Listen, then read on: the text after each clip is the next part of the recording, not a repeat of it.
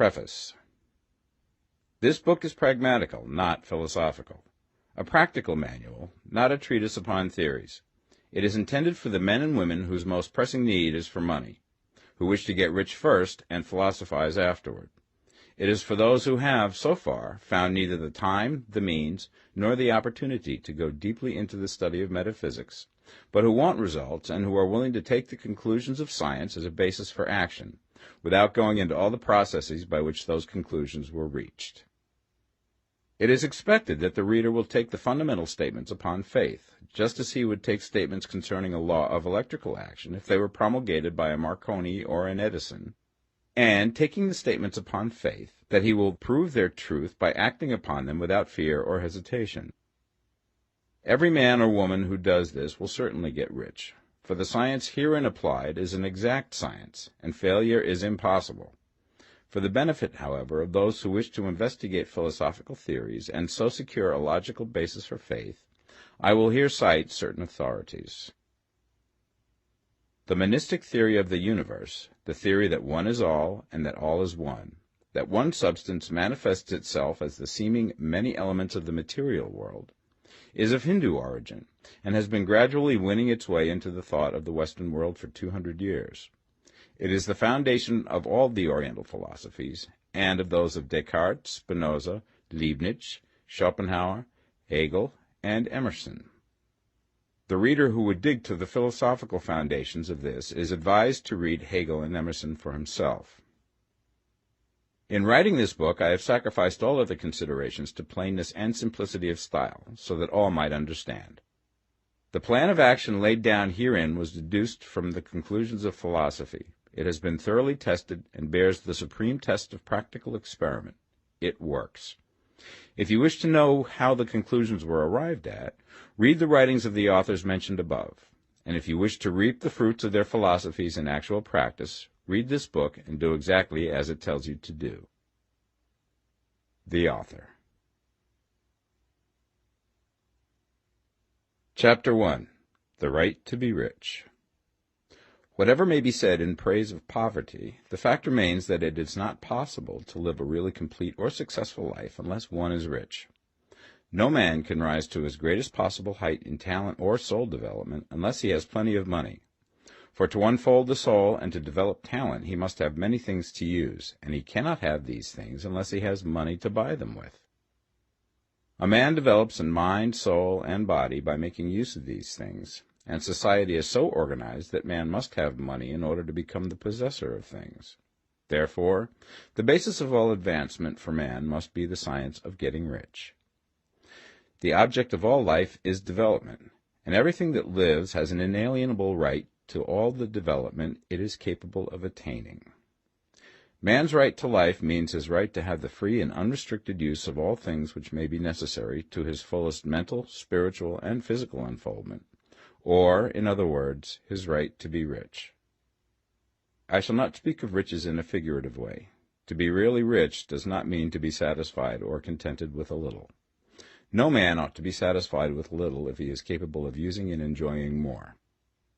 The purpose of nature is the advancement and unfoldment of life, and every man should have all that can contribute to the power, elegance, beauty, and richness of life. To be content with less is sinful. The man who owns all he wants for the living of all the life he is capable of living is rich, and no man who has not plenty of money can have all he wants. Life has advanced so far and become so complex that even the most ordinary man or woman requires a great amount of wealth in order to live in a manner that even approaches completeness. Every person naturally wants to become all that they are capable of becoming. This desire to realize innate possibilities is inherent in human nature. We cannot help wanting to be all that we can be. Success in life is becoming what you want to be. You can become what you want to be only by making use of things, and you can have the free use of things only as you become rich enough to buy them. To understand the science of getting rich is therefore the most essential of all knowledge. There is nothing wrong in wanting to get rich. The desire for riches is really the desire for a richer, fuller, and more abundant life, and that desire is praiseworthy. The man who does not desire to live more abundantly is abnormal. And so the man who does not desire to have money enough to buy all he wants is abnormal. There are three motives for which we live. We live for the body, we live for the mind, we live for the soul. No one of these is better or holier than the other. All are alike desirable, and no one of the three, body, mind, or soul, can live fully if either of the others is cut short of full life and expression. It is not right or noble to live only for the soul and deny mind or body, and it is wrong to live for the intellect and deny body or soul. We are all acquainted with the loathsome consequences of living for the body and denying both mind and soul, and we see that real life means the complete expression of all that man can give forth through body, mind, and soul. Whatever he can say, no man can be really happy or satisfied unless his body is living fully in every function, and unless the same is true of his mind and his soul. Wherever there is unexpressed possibility, or function not performed, there is unsatisfied desire. Desire is possibility seeking expression, or function seeking performance. Man cannot live fully in body without good food, comfortable clothing, and warm shelter, and without freedom from excessive toil. Rest and recreation are also necessary to his physical life. He cannot live fully in mind without books and time to study them, without opportunity for travel and observation, or without intellectual companionship. To live fully in mind, he must have intellectual recreations, and must surround himself with all the objects of art and beauty he is capable of using and appreciating. To live fully in soul, man must have love, and love is denied expression by poverty. A man's highest happiness is found in the bestowal of benefits on those he loves. Love finds its most natural and spontaneous expression in giving.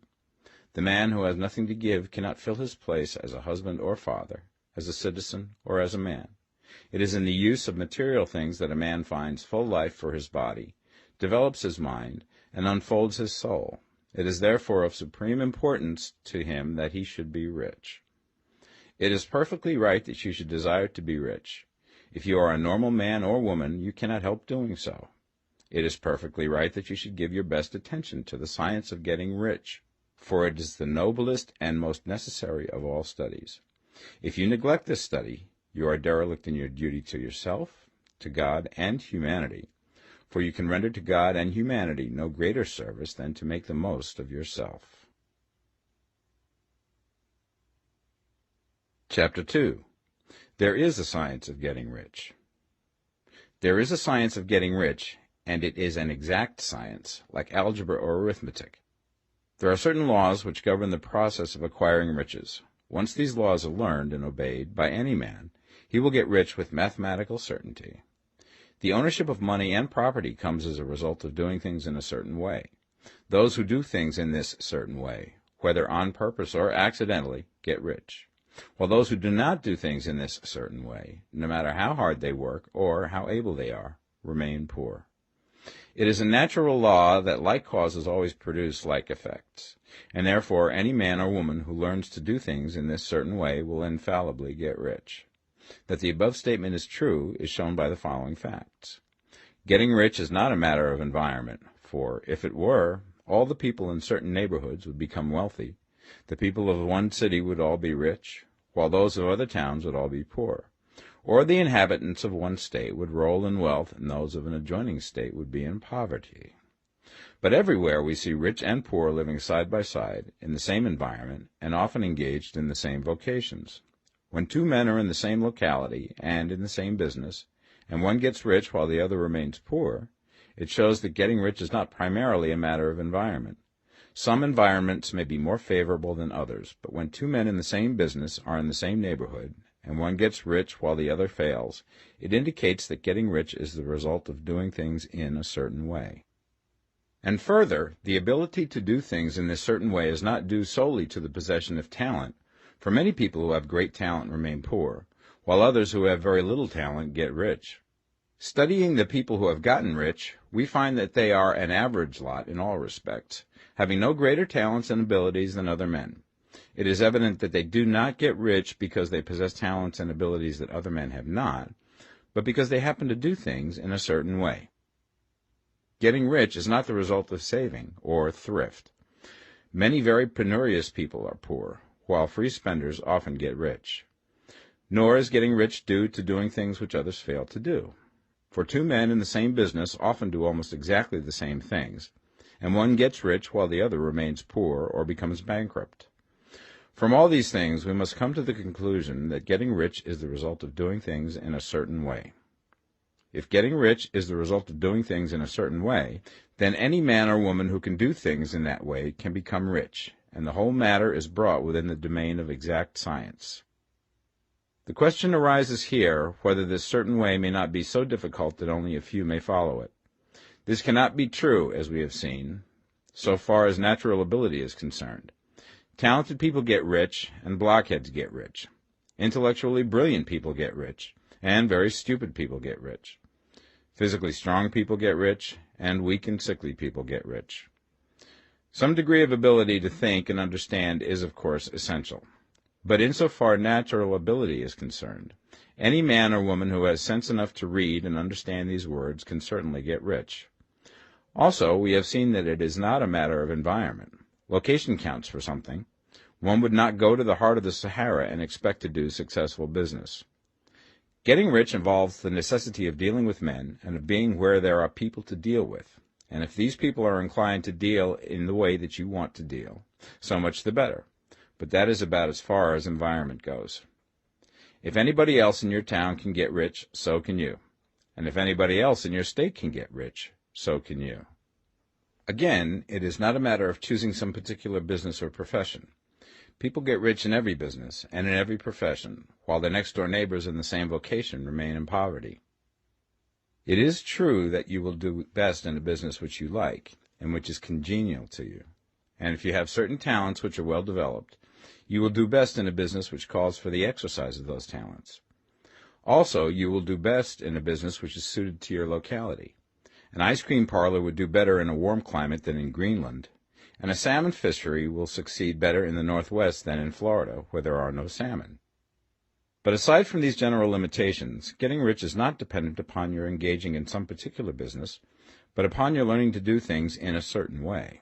If you are now in business and anybody else in your locality is getting rich in the same business, while you are not getting rich, it is because you are not doing things in the same way that the other person is doing them. No one is prevented from getting rich by lack of capital. True, as you get capital, the increase becomes more easy and rapid, but one who has capital is already rich and does not need to consider how to become so. No matter how poor you may be, if you begin to do things in a certain way, you will begin to get rich, and you will begin to have capital. The getting of capital is a part of the process of getting rich, and it is a part of the result which invariably follows the doing of things in a certain way. You may be the poorest man on the continent and be deeply in debt. You may have neither friends, influence, nor resources, but if you begin to do things in this way, you must infallibly begin to get rich, for the like causes must produce like effects. If you have no capital, you can get capital. If you're in the wrong business, you can get into the right business. If you're in the wrong location, you can go to the right location, and you can do so by beginning in your present business and in your present location to do things in the certain way which causes success. Chapter 3. Is opportunity monopolized? No man is kept poor because opportunity has been taken away from him, because other people have monopolized the wealth and have put a fence around it. You may be shut off from engaging in business in certain lines, but there are other channels open to you. Probably it would be hard for you to get control of any of the great railroad systems. That field is pretty well monopolized, but the electric railway business is still in its infancy and offers plenty of scope for enterprise, and it will be but a very few years until traffic and transportation through the air will become a great industry, and in all its branches will give employment to hundreds of thousands and perhaps to millions of people. Why not turn your attention to the development of aerial transportation, instead of competing with J.J. Hill and others for a chance in the steam railway world? It is quite true that if you are a working man in the employ of the Steel Trust, you have very little chance of becoming the owner of the plant in which you work. But it is also true that if you will commence to act in a certain way, you can soon leave the employ of the Steel Trust.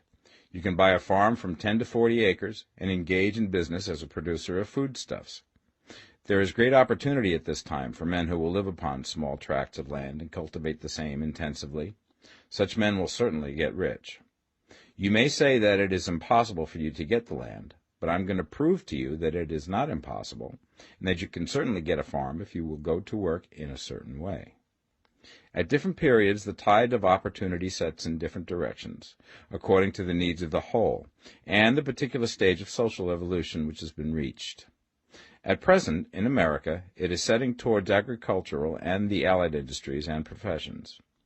Today, opportunity is open before the factory worker in his line. It is open before the businessman who supplies the farmer more than before the one who supplies the factory worker, and before the professional man who waits upon the farmer more than before the one who serves the working class. There is an abundance of opportunity for the man who will go with the tide instead of trying to swim against it. So the factory workers, either as individuals or as a class, are not deprived of opportunity. The workers are not being kept down by their masters. They are not being ground by the trusts and combinations of capital. As a class, they are where they are because they do not do things in a certain way. If the workers of America chose to do so, they could follow the example of their brothers in Belgium and other countries and establish great department stores and cooperative industries. They could elect men of their own class to office and pass laws favoring the development of such cooperative industries, and in a few years they could take peaceable possession of the industrial field. The working class may become the master class whenever they will begin to do things in a certain way. The law of wealth is the same for them as it is for all others. This they must learn, and they will remain where they are as long as they continue to do as they do. The individual worker, however, is not held down by the ignorance or the mental slothfulness of his class. He can follow the tide of opportunity to riches, and this book will tell him how. No one is kept in poverty by a shortness in the supply of riches. There is more than enough for all. A palace as large as the Capitol in Washington might be built for every family on earth from the building material in the United States alone. And under intensive cultivation, this country would produce wool, cotton, linen, and silk enough to clothe each person in the world finer than Solomon was arrayed in all his glory, together with food enough to feed them all luxuriously. The visible supply is practically inexhaustible, and the invisible supply really is inexhaustible. Everything you see on earth is made from one original substance, out of which all things proceed. New forms are constantly being made, and older ones are dissolving, but all are shapes assumed by one thing. There is no limit to the supply of formless stuff or original substance. The universe is made out of it, but it was not all used in making the universe. The spaces in, through, and between the forms of the visible universe are permeated and filled with the original substance, with the formless stuff, with the raw material of all things. 10,000 times as much has been made might still be made, and even then we should not have exhausted the supply of universal raw material. No man, therefore, is poor because nature is poor, or because there is not enough to go around. Nature is an inexhaustible storehouse of riches. The supply will never run short. Original substance is alive with creative energy and is constantly producing more forms. When the supply of building material is exhausted, more will be produced. When the soil is exhausted so that foodstuffs and materials for clothing will no longer grow upon it, it will be renewed or more soil will be made. When all the gold and silver has been dug from the earth, if man is still in such a stage of social development that he needs gold and silver, more will be produced from the formless. The formless stuff responds to the needs of man. It will not let him be without any good thing. This is true of man collectively. The race as a whole is always abundantly rich, and if individuals are poor, it is because they do not follow the certain way of doing things which makes the individual man rich. The formless stuff is intelligent. It is stuff which thinks. It is alive, and is always impelled towards more life. It is the natural and inherent impulse of life to seek to live more. It is the nature of intelligence to enlarge itself, and of consciousness to seek to extend its boundaries and find fuller expression.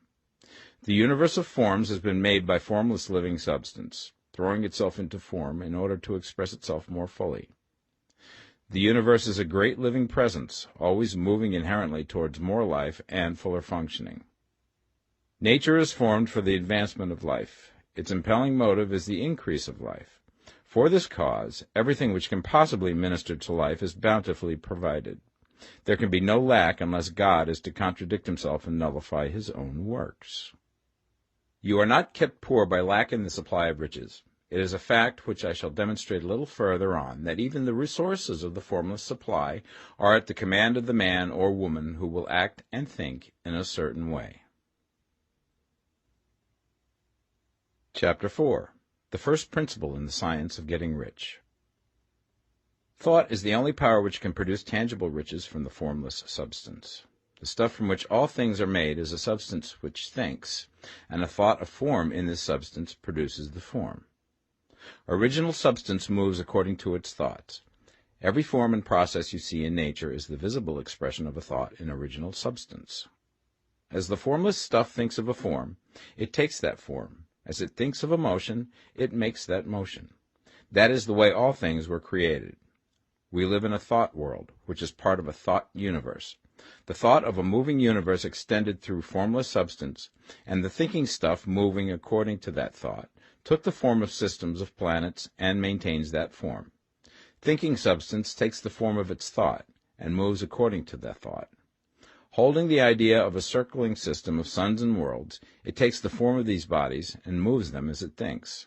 Thinking the form of a slow-growing oak tree, it moves accordingly and produces the tree, though centuries may be required to do the work. In creating, the formless seems to move according to the lines of motion it has established. The thought of an oak tree does not cause the instant formation of a full-grown tree, but it does start in motion the forces which will produce the tree, along established lines of growth. Every thought of form held in thinking substance causes the creation of the form, but always, or at least generally, along lines of growth and action already established. The thought of a house of a certain construction, if it were impressed upon formless substance, might not cause the instant formation of the house, but it would cause the turning of creative energies already working in trade and commerce into such channels as to result in the speedy building of the house. And if there were no existing channels through which the creative energy could work, then the house would be formed directly from primal substance, without waiting for the slow processes of the organic and inorganic world.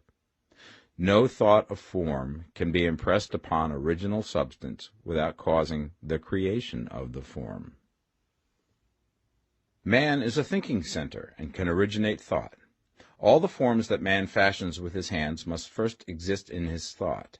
He cannot shape a thing until he has thought that thing. And so far, man has confined his efforts wholly to the work of his hands. He has applied manual labor to the world of forms, seeking to change or modify those already existing. He has never thought of trying to cause the creation of new forms by impressing his thoughts upon formless substance. When man has a thought form, he takes material from the forms of nature and makes an image of the form which is in his mind. He has so far made little or no effort to cooperate with formless intelligence, to work with the Father. He has not dreamed that he can do what he seeth the Father doing. Man reshapes and modifies existing forms by manual labor. He has given no attention to the question whether he may not produce things from formless substance by communicating his thoughts to it. We propose to prove that he may do so, to prove that any man or woman may do so, and to show how. As our first step, we must lay down the three fundamental propositions. First, we assert that there is one original formless stuff, or substance, from which all things are made. All the seemingly many elements are but different presentations of one element. All the many forms found in organic and inorganic nature are but different shapes, made from the same stuff. And this stuff is thinking stuff. A thought held in it produces the form of the thought. Thought, in thinking substance, produces shapes. Man is a thinking center, capable of original thought. If a man can communicate his thought to original thinking substance, he can cause the creation or formation of the thing he thinks about. To summarize this, there is a thinking stuff from which all things are made, and which, in its original state, permeates, penetrates, and fills the interspaces of the universe. A thought in this substance produces the thing that is imaged by the thought. Man can form things in his thought, and, by impressing his thought upon formless substance, can cause the thing he thinks about to be created.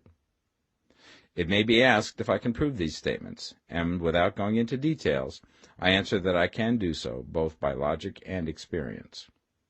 Reasoning back from the phenomena of form and thought, I come to one original thinking substance. And reasoning forward from that thinking substance, I come to man's power to cause the formation of the thing he thinks about.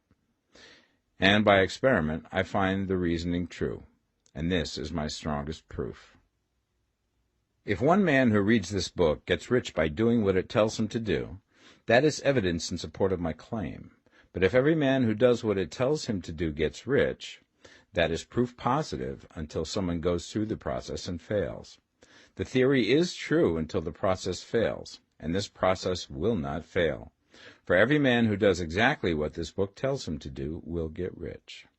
I have said that men get rich by doing things in a certain way, and in order to do so, men must become able to think in a certain way.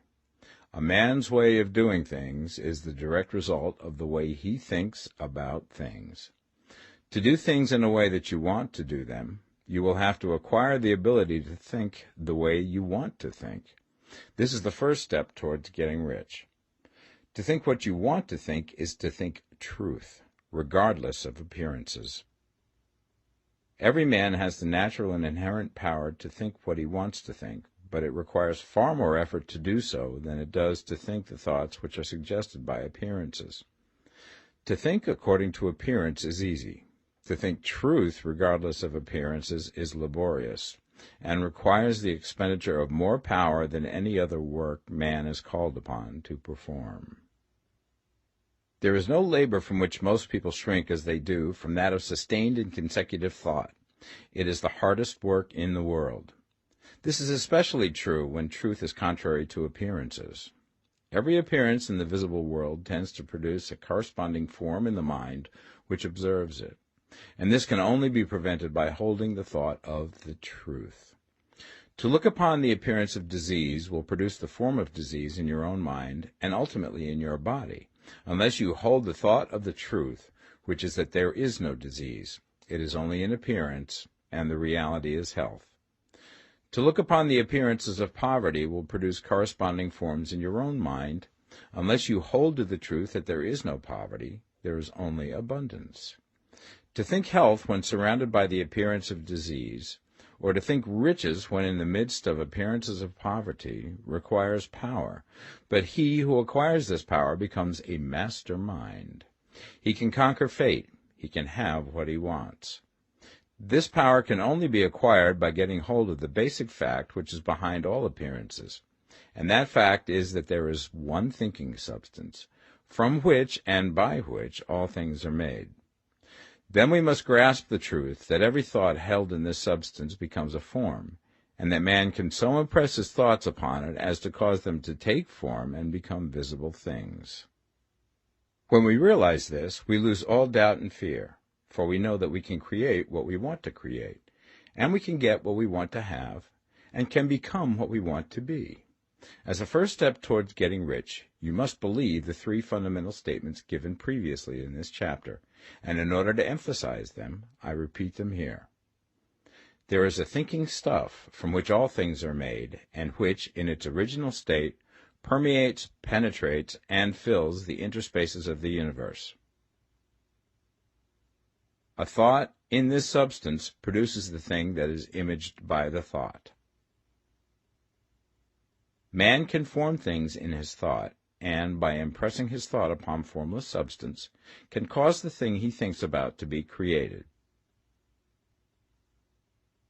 You must lay aside all other concepts of the universe than this monistic one, and you must dwell upon this until it is fixed in your mind and has become your habitual thought. Read these creed statements over and over again. Fix every word upon your memory, and meditate upon them until you firmly believe what they say. If a doubt comes to you, cast it aside as a sin. Do not listen to arguments against this idea. Do not go to churches or lectures where a contrary concept of things is taught or preached. Do not read magazines or books which teach a different idea. If you get mixed up in your faith, all your efforts will be in vain. Do not ask why these things are true, nor speculate as to how they can be true. Simply take them on trust. The science of getting rich begins with the absolute acceptance of this faith. Chapter 5. Increasing Life. You must get rid of the last vestige of the old idea that there is a deity whose will it is that you should be poor, or whose purposes may be served by keeping you in poverty. The intelligent substance which is all, and in all, which lives in all and lives in you, is a consciously living substance. Being a consciously living substance, it must have the nature and inherent desire of every living intelligence for increase of life. Every living thing must continually seek for the enlargement of its life, because life, in the mere act of living, must increase itself. A seed, dropped into the ground, springs into activity, and in the act of living produces 100 more seeds. Life, by living, multiplies itself. It is forever becoming more.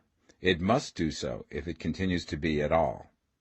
Intelligence is under the same necessity for continuous increase. Every thought we think makes it necessary for us to think another thought. Consciousness is continually expanding. Every fact we learn leads us to the learning of another fact. Knowledge is continually increasing.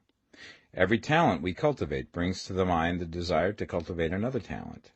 We are subject to the urge of life, seeking expression, which ever drives us on to know more, to do more, and to be more. In order to know more, do more, and be more, we must have more. We must have things to use, for we learn and do and become only by using things. We must get rich so that we can live more. The desire for riches is simply the capacity for larger life seeking fulfillment. Every desire is the effort of an unexpressed possibility to come into action.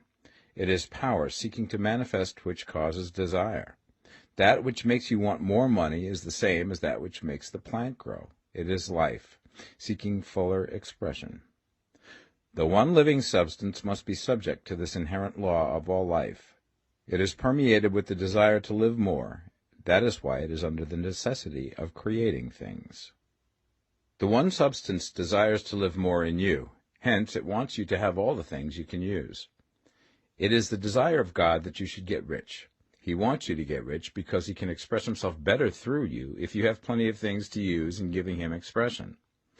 He can live more in you if you have unlimited command of the means of life. The universe desires you to have everything you want to have. Nature is friendly to your plans. Everything is naturally for you. Make up your mind that this is true.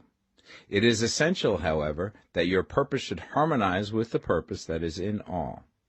You must want real life, not mere pleasure of sensual gratification.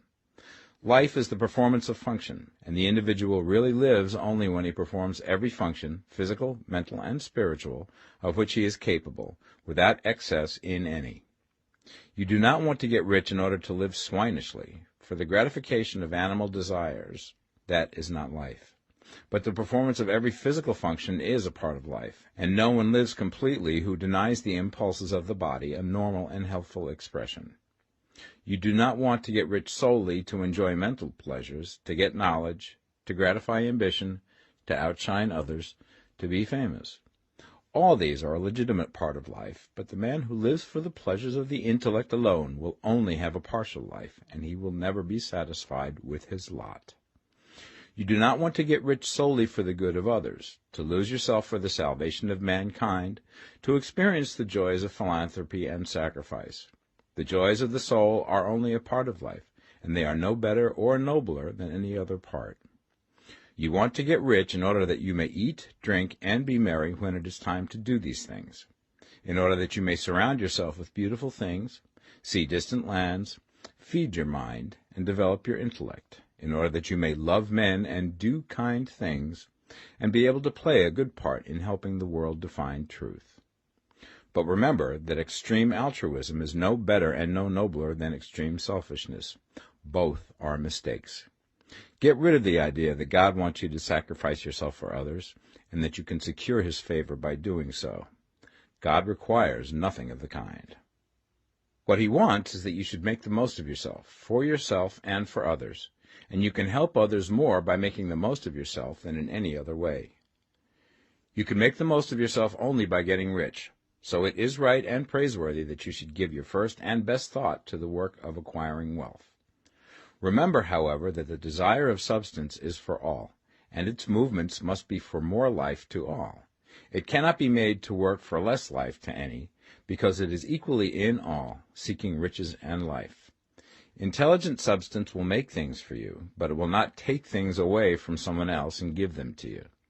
You must get rid of the thought of competition. You are to create, not to compete for what is already created.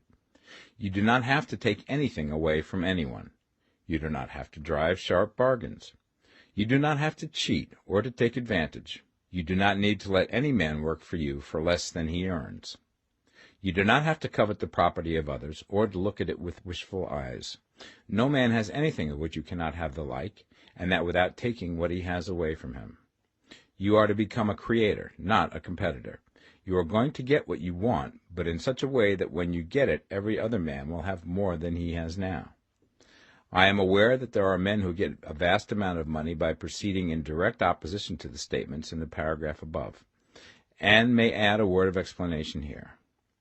Men of the plutocratic type, who become very rich, do so sometimes purely by their extraordinary ability on the plane of competition, and sometimes they unconsciously relate themselves to substance and its great purposes and movements for the general racial upbuilding through industrial evolution. Rockefeller, Carnegie, Morgan, et al. Have been the unconscious agents of the supreme in the necessary work of systematizing and organizing productive industry, and, in the end, their work will contribute immensely towards increased life for all. Their day is nearly over. They have organized production, and will soon be succeeded by the agents of the multitude, who will organize the machinery of distribution. The multimillionaires are like the monster reptiles of the prehistoric eras. They play a necessary part in the evolutionary process, but the same power which produced them will dispose of them, and it is well to bear in mind that they have never been really rich. A record of the private lives of most of this class will show that they have really been the most abject and wretched of the poor. Riches secured on the competitive plane are never satisfactory and permanent. They are yours today and another's tomorrow. Remember, if you are to become rich in a scientific and certain way, you must rise entirely out of the competitive thought. You must never think for a moment that the supply is limited. Just as soon as you begin to think that all the money is being cornered and controlled by bankers and others, and that you must exert yourself to get laws passed to stop this process, and so on, in that moment you drop into the competitive mind, and your power to cause creation is gone for the time being. And what is worse, you will probably arrest the creative movements you have already instituted. Know that there are countless millions of dollars worth of gold in the mountains of the earth, not yet brought to light, and know that if there were not, more would be created from thinking substance to supply your needs. Know that the money you need will come, even if it is necessary for 1,000 men to be led to the discovery of new gold mines tomorrow. Never look at the visible supply. Look always at the limitless riches in formless substance, and know that they are coming to you as fast as you can receive and use them. Nobody, by cornering the visible supply, can prevent you from getting what is yours. So never allow yourself to think for an instant that all the best building spots will be taken before you get ready to build your house, unless you hurry. Never worry about the trusts and combines, and get anxious for fear that they will soon come to own the whole earth. Never get afraid that you will lose what you want because some other person beat you to it. That cannot possibly happen. You are not seeking anything that is possessed by anybody else. You are causing what you want to be created from formless substance, and the supply is without limits.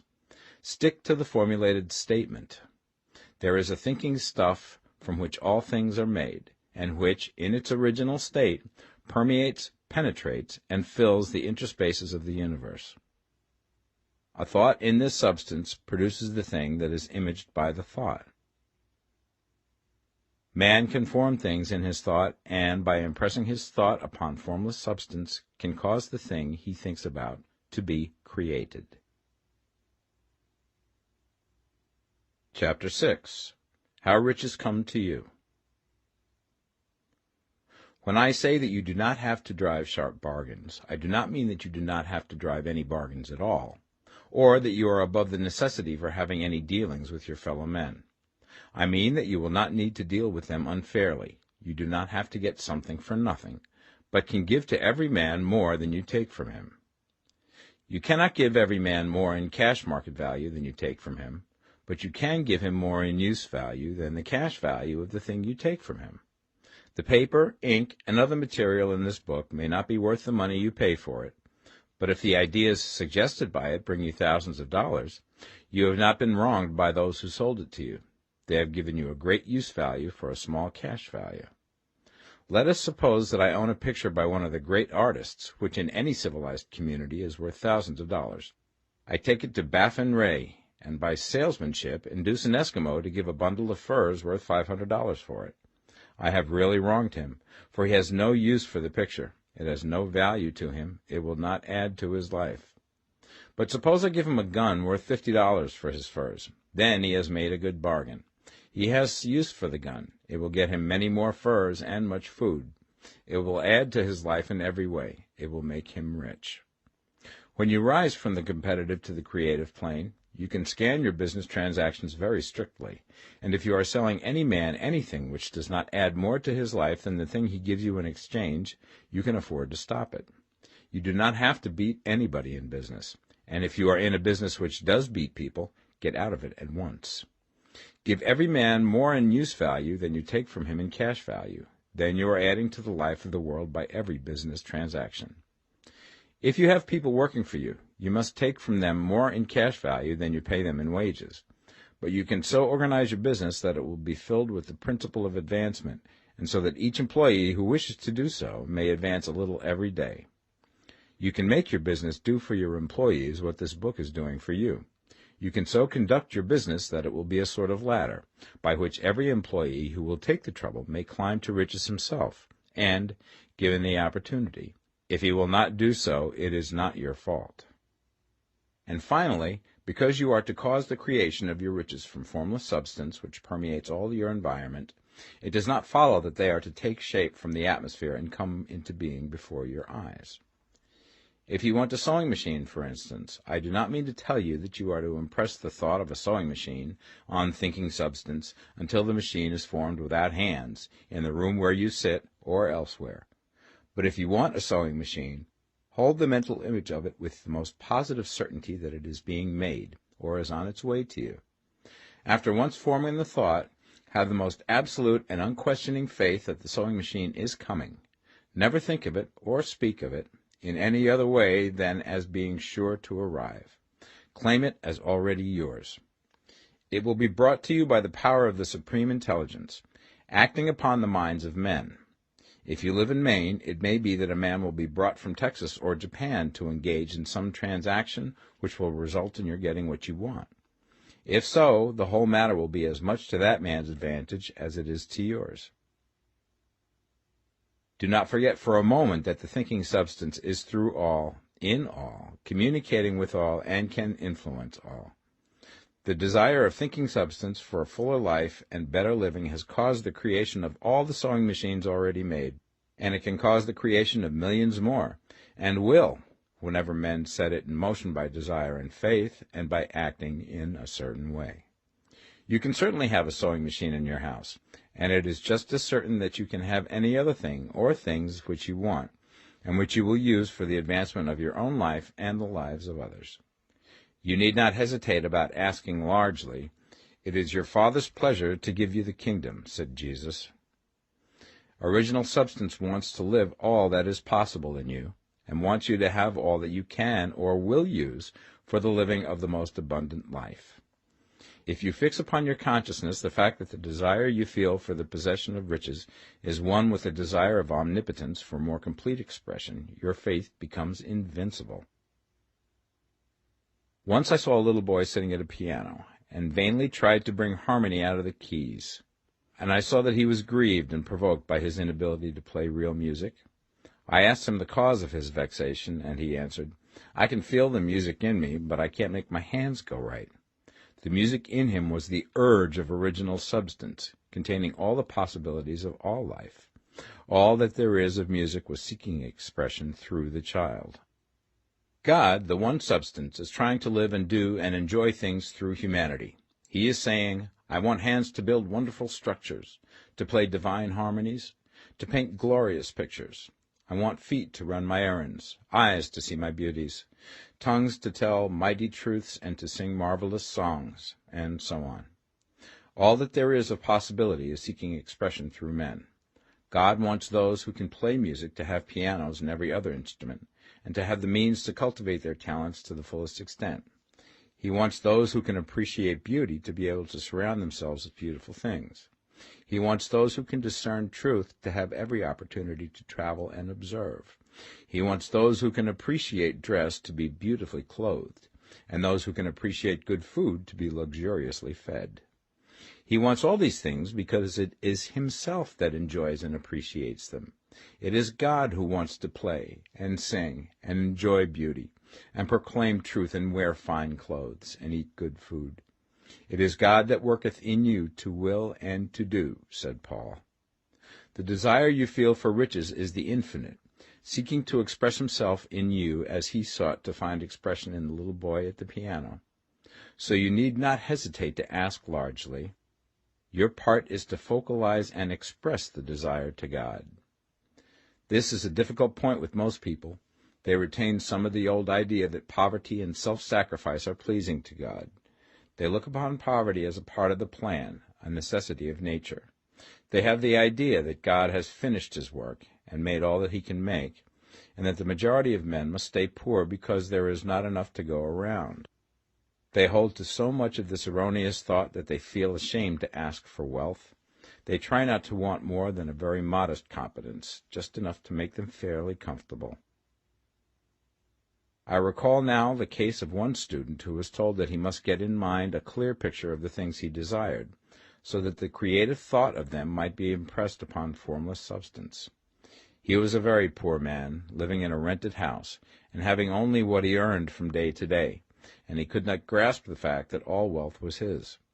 So, after thinking the matter over, he decided that he might reasonably ask for a new rug for the floor of his best room, and an anthracite coal stove to heat the house during the cold weather. Following the instructions given in this book, he obtained these things in a few months, and then it dawned upon him that he had not asked enough. He went through the house in which he lived, and planned all the improvements he would like to make in it. He mentally added a bay window here and a room there, until it was complete in his mind as an ideal home, and then he planned its furnishings. Holding the whole picture in his mind, he began living in the certain way, and moving towards what he wanted, and he now owns the house, and is rebuilding it after the form of his mental image. And now, with still larger faith, he is going to get greater things. It has been unto him according to his faith, and it is so with you and with all of us. Chapter 7. Gratitude. The illustrations given in the last chapter will have conveyed the fact that the first step towards getting rich is to convey the idea of your wants to the formless substance. This is true, and you will see that in order to do so, it becomes necessary to relate yourself to the formless intelligence in a harmonious way. To secure this harmonious relation is a matter of such primary and vital importance that I shall give some space to its discussion here, and give you instructions which, if you will follow them, will be certain to bring you into perfect unity of mind with God. The whole process of mental adjustment and atonement can be summed up in one word: gratitude. First, you believe that there is one intelligent substance from which all things proceed. Second, you believe that this substance gives you everything you desire. And third, you relate yourself to it by a feeling of deep and profound gratitude. Many people who order their lives rightly in all other ways are kept in poverty by their lack of gratitude. Having received one gift from God, they cut the wires which connect them with him by failing to make acknowledgment. It is easy to understand that the nearer we live to the source of wealth, the more wealth we shall receive. And it is easy also to understand that the soul that is always grateful lives in closer touch with God than the one which never looks to him in thankful acknowledgment. The more gratefully we fix our minds on the Supreme when good things come to us, the more good things we will receive, and the more rapidly they will come. And the reason simply is that the mental attitude of gratitude draws the mind into closer touch with the source from which the blessings come. If it is a new thought to you that gratitude brings your whole mind into closer harmony with the creative energies of the universe, Consider it well, and you will see that it is true. The good things you already have come to you along the line of obedience to certain laws. Gratitude will lead your mind out along the ways by which things come, and it will keep you in close harmony with creative thought and prevent you from falling into competitive thought. Gratitude alone can keep you looking toward the all, and prevent you from falling into the error of thinking of the supply as limited, and to do that would be fatal to your hopes. There is a law of gratitude, and it is absolutely necessary that you should observe the law if you are to get the results you seek. The law of gratitude is the natural principle that action and reaction are always equal, and in opposite directions. The grateful outreaching of your mind in thankful praise to the Supreme is a liberation or expenditure of force.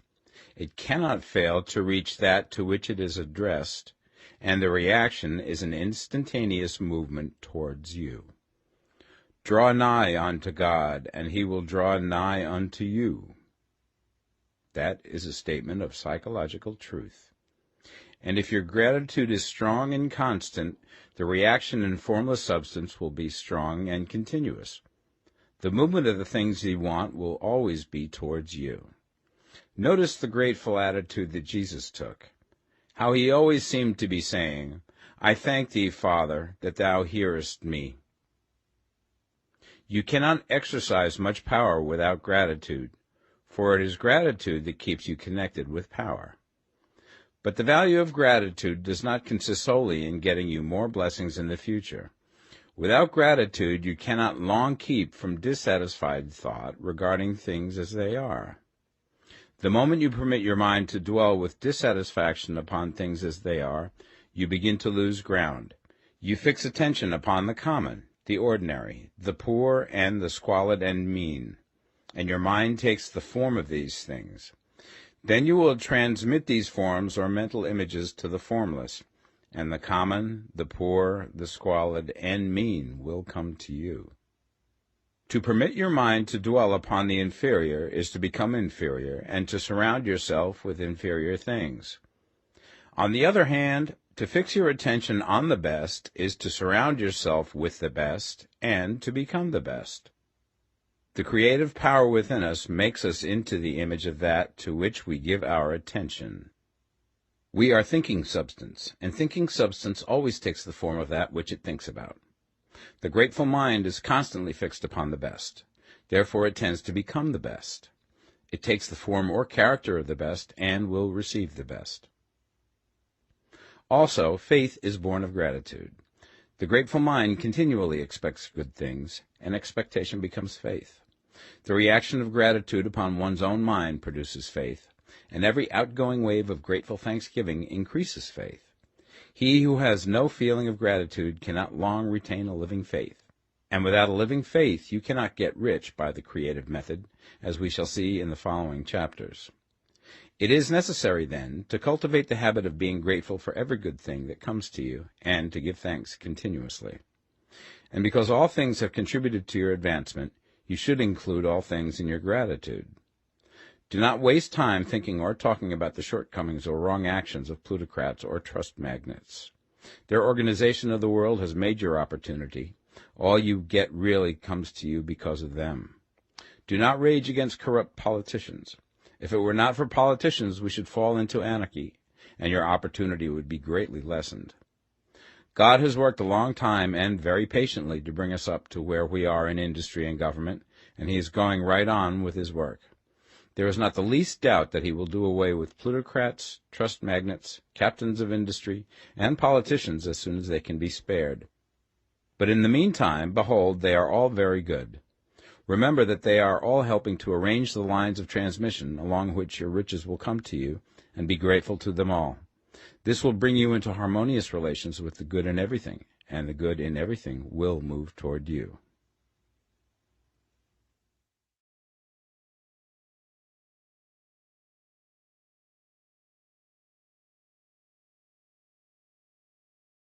The Science of Getting Rich, Part 2.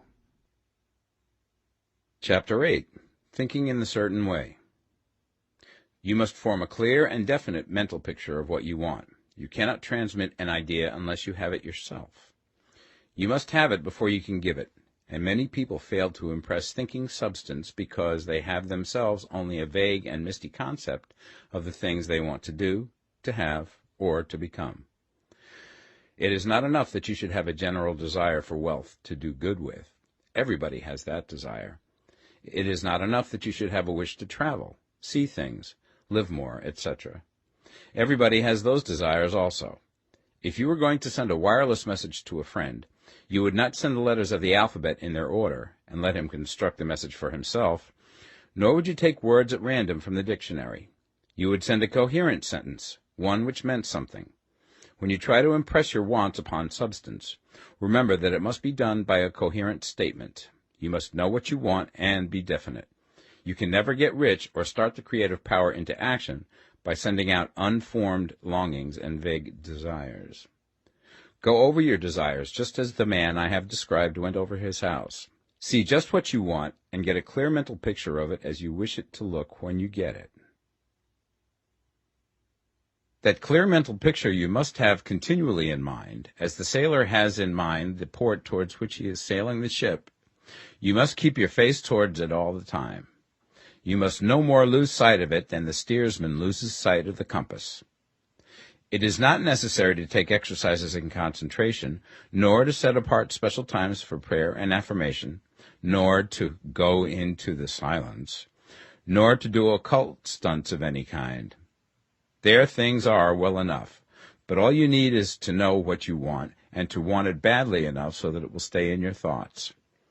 Spend as much of your leisure time as you can in contemplating your picture, but no one needs to take exercises to concentrate his mind on a thing which he really wants.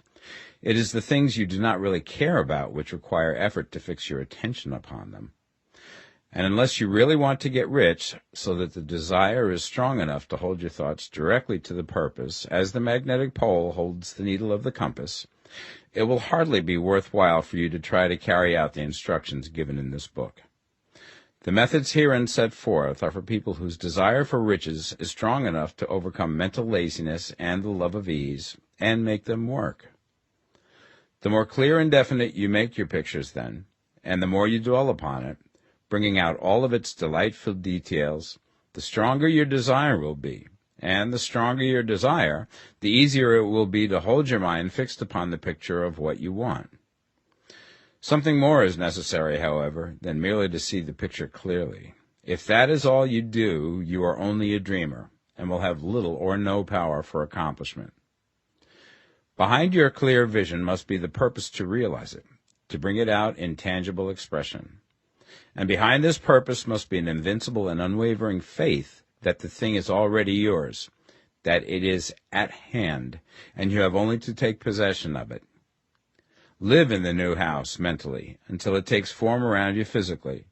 In the mental realm, enter at once into full enjoyment of the things you want.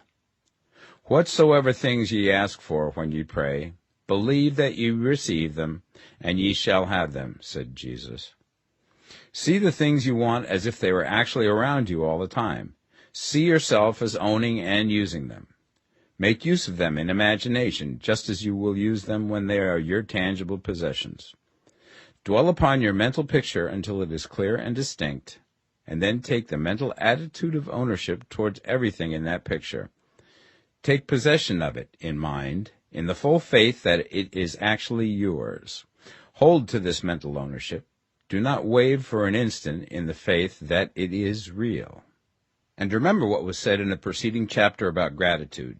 Be as thankful for it all the time as you expect to be when it has taken form. The man who can sincerely thank God for the things which as yet he owns only in imagination has real faith. He will get rich. He will cause the creation of whatsoever he wants. You do not need to pray repeatedly for things you want. It is not necessary to tell God about it every day. Use not vain repetitions as the heathens do, said Jesus to his pupils. For your Father knoweth that ye have need of these things before ye ask him. Your part is to intelligently formulate your desires for the things which make for a larger life, and to get these desires arranged into a coherent whole, and then to impress this whole desire upon the formless substance, which has the power and the will to bring you what you want. You do not make this impression by repeating strings of words. You make it by holding the vision with unshakable purpose to attain it, and with steadfast faith that you do attain it. The answer to your prayer is not according to your faith while you are talking, but according to your faith while you are working. You cannot impress the mind of God by having a special Sabbath day set apart to tell him what you want, and then forgetting him during the rest of the week.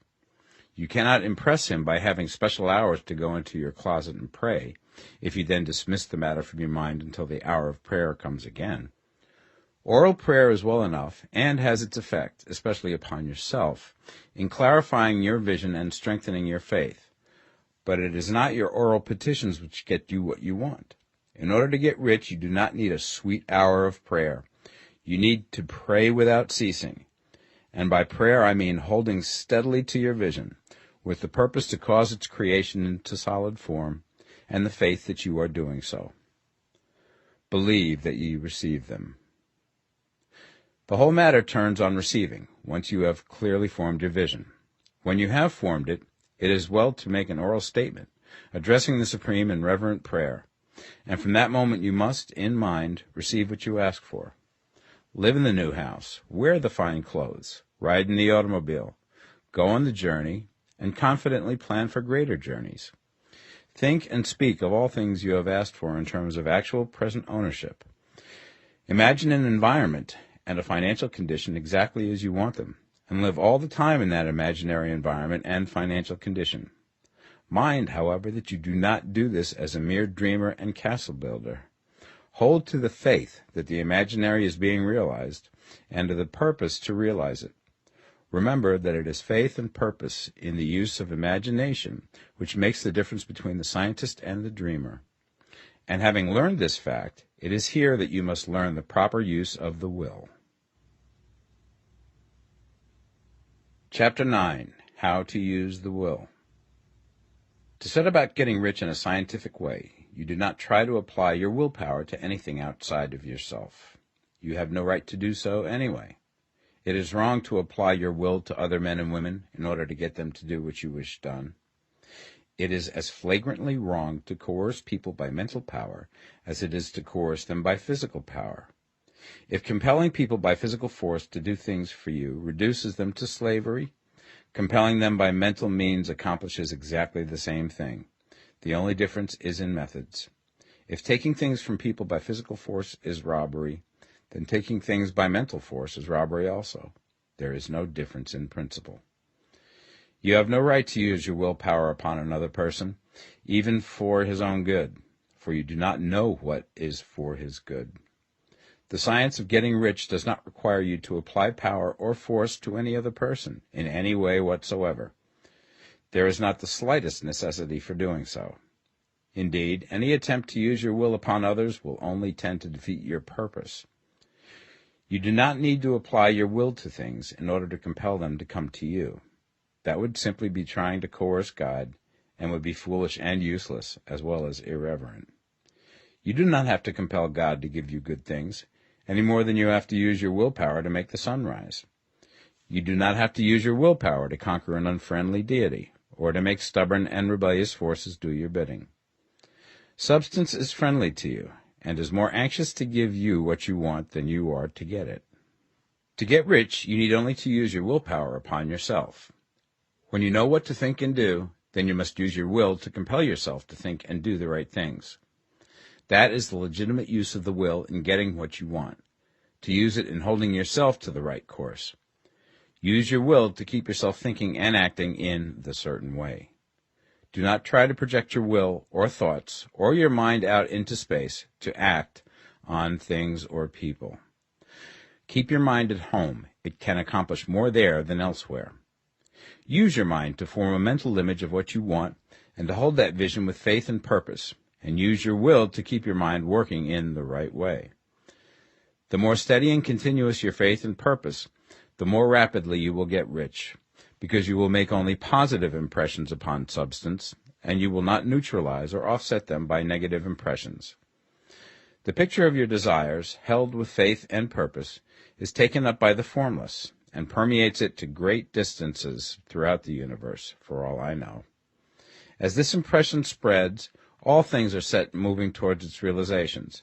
Every living thing, every inanimate thing, and the things yet uncreated are stirred towards bringing into being that which you want. All forces begin to be exerted in that direction. All things begin to move towards you. The minds of people everywhere are influenced towards doing the things necessary to the fulfilling of your desires, and they work for you unconsciously. But you can check all this by starting a negative impression in the formless substance. Doubt or unbelief is as certain to start a movement away from you as faith and purpose are to start one toward you. It is by not understanding this that most people who try to make use of mental science in getting rich make their failure. Every hour and moment you spend in giving heeds to doubts and fears. Every hour you spend in worry, every hour in which your soul is possessed by unbelief, sets a current away from you in the whole domain of intelligent substance. All the promises are unto them that believe, and unto them only. Notice how insistent Jesus was upon this point of belief, and now you know the reason why. Since belief is all important, it behooves you to guard your thoughts, and as your beliefs will be shaped to a very great extent by the things you observe and think about, it is important that you should command your attention. And here the will comes into use, for it is by your will that you determine upon what things your attention shall be fixed. If you want to become rich, you must not make a study of poverty. Things are not brought into being by thinking about their opposites. Health is never to be attained by studying disease and thinking about disease. Righteousness is not to be promoted by studying sin and thinking about sin. And no one ever got rich by studying poverty and thinking about poverty. Medicine as a science of disease has increased disease. Religion as a science of sin has promoted sin. And economics as a study of poverty will fill the world with wretchedness and want. Do not talk about poverty. Do not investigate it or concern yourself with it. Never mind what its causes are. You have nothing to do with them. What concerns you is the cure. Do not spend your time in charitable work or charity movements. All charity only tends to perpetuate the wretchedness it aims to eradicate. I do not say that you should be hard-hearted or unkind and refuse to hear the cry of need, but you must not try to eradicate poverty in any of the conventional ways. Put poverty behind you, and put all that pertains to it behind you, and make good. Get rich. That is the best way you can help the poor. And you cannot hold the mental image which is to make you rich if you fill your mind with pictures of poverty. Do not read books or papers which give circumstantial accounts of the wretchedness of the tenement dwellers, of the horrors of child labor, and so on. Do not read anything which fills your mind with gloomy images of want and suffering. You cannot help the poor in the least by knowing about these things, and the widespread knowledge of them does not tend at all to do away with poverty. What tends to do away with poverty is not getting the pictures of poverty into your mind, but getting pictures of wealth into the minds of the poor. You are not deserting the poor in their misery when you refuse to allow your mind to be filled with pictures of that misery. Poverty can be done away with, not by increasing the number of well-to-do people who think about poverty, but by increasing the number of poor people who purpose with faith to get rich. The poor do not need charity, they need inspiration. Charity only sends them a loaf of bread to keep them alive in their wretchedness, or give them an entertainment to make them forget for an hour or two. But inspiration will cause them to rise out of their misery. If you want to help the poor, demonstrate to them that they can become rich. Prove it by getting rich yourself. The only way in which poverty will ever be banished from this world is by getting a large and constantly increasing number of people to practice the teachings of this book. People must be taught to become rich by creation, not by competition. Every man who becomes rich by competition throws down behind him the ladder by which he rises and keeps others down. But every man who gets rich by creation opens a way for thousands to follow him and inspires them to do so. You are not showing hardness of heart or an unfeeling disposition when you refuse to pity poverty, see poverty, read about poverty, or think or talk about it, or to listen to those who do talk about it. Use your willpower to keep your mind off the subject of poverty and to keep it fixed with faith and purpose on the vision of what you want. Chapter 10. Further Use of the Will. You cannot retain a true and clear vision of wealth if you are constantly turning your attention to opposing pictures, whether they be external or imaginary. Do not tell of your past troubles of a financial nature, if you have had them. Do not think of them at all. Do not tell of the poverty of your parents, or the hardships of your early life. To do any of these things is to mentally class yourself with the poor for the time being, and it will certainly check the movement of things in your direction. Let the dead bury their dead, as Jesus said. Put poverty and all things that pertain to poverty completely behind you. You have accepted a certain theory of the universe as being correct, and are resting all your hopes of happiness on its being correct. And what can you gain by giving heed to conflicting theories? Do not read religious books which tell you that the world is soon coming to an end, and do not read the writing of muckrakers and pessimistic philosophers who tell you that it is going to the devil. The world is not going to the devil. It is going to God. It is wonderful becoming. True, there may be a good many things in existing conditions which are disagreeable, but what is the use of studying them when they are certainly passing away, and when the study of them only tends to check their passing and keep them with us? Why give time and attention to things which are being removed by evolutionary growth, when you can hasten their removal only by promoting the evolutionary growth as far as your part of it goes? No matter how horrible and seeming may be the conditions in certain countries, sections, or places, you waste your time and destroy your own chances by considering them. You should interest yourself in the world's becoming rich. Think of the riches in the world as coming to, instead of the poverty it is growing out of, and bear in mind that the only way in which you can assist the world in growing rich is by growing rich yourself through creative method, not the competitive one. Give your attention wholly to riches. Ignore poverty. Whenever you think or speak of those who are poor, think and speak of them as those who are becoming rich, as those who are to be congratulated rather than pitied. Then they and others will catch the inspiration and begin to search for the way out. Because I say that you are to give your whole time and mind and thought to riches, it does not follow that you are to be sordid or mean. To become really rich is the noblest aim you can have in life, for it includes everything else. On the competitive plane, the struggle to get rich is a godless scramble for power over other men. But when we come into the creative mind, all this is changed. All that is possible in the way of greatness and soul unfoldment, of service and lofty endeavor, comes by way of getting rich. All is made possible by the use of things. If you lack for physical health, you will find that the attainment of it is conditional on you getting rich. Only those who are emancipated from financial worry and who have the means to live a carefree existence and follow hygienic practices can have and retain health. Moral and spiritual greatness is possible only to those who are above the competitive battle for existence, and only those who are becoming rich on the plane of creative thought are free from the degrading influences of competition.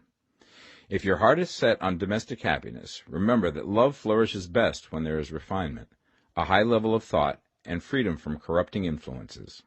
And these are to be found only where riches are attained by the exercise of creative thought, without strife or rivalry. You can aim at nothing so great or noble, I repeat, as to become rich, and you must fix your attention upon your mental picture of riches, to the exclusion of all that may tend to dim or obscure the vision. You must learn to see the underlying truth in all things. You must see beneath all seemingly wrong conditions the great one life, ever moving forward towards fuller expression and more complete happiness. It is the truth that there is no such thing as poverty, that there is only wealth. Some people remain in poverty because they are ignorant of the fact that there is wealth for them, and these can best be taught by showing them the way to affluence in your own person and practice. Others are poor because, while they feel that there is a way out, they are too intellectually indolent to put forth the mental effort necessary to find that way and by travel it. Others still are poor because, while they have some notion of science, they have become so swamped and lost in the maze of metaphysical and occult theories that they do not know which road to take. They try a mixture of many systems and fail in all. For these, again, the very best thing to do is to show the right way in your own person and practice. An ounce of doing things is worth a pound of theorizing. The very best thing you can do for the whole world is to make the most of yourself. You can serve God and man in no more effective way than by getting rich. That is, if you get rich by the creative method and not by the competitive one. Another thing. We assert that this book gives in detail the principles of the science of getting rich. And if that is true, you do not need to read any other book upon the subject. This may sound narrow and egotistical, but consider. There is no more scientific method of computation in mathematics than by addition, subtraction, multiplication, and division. No other method is possible. There can be but one shortest distance between 2 points.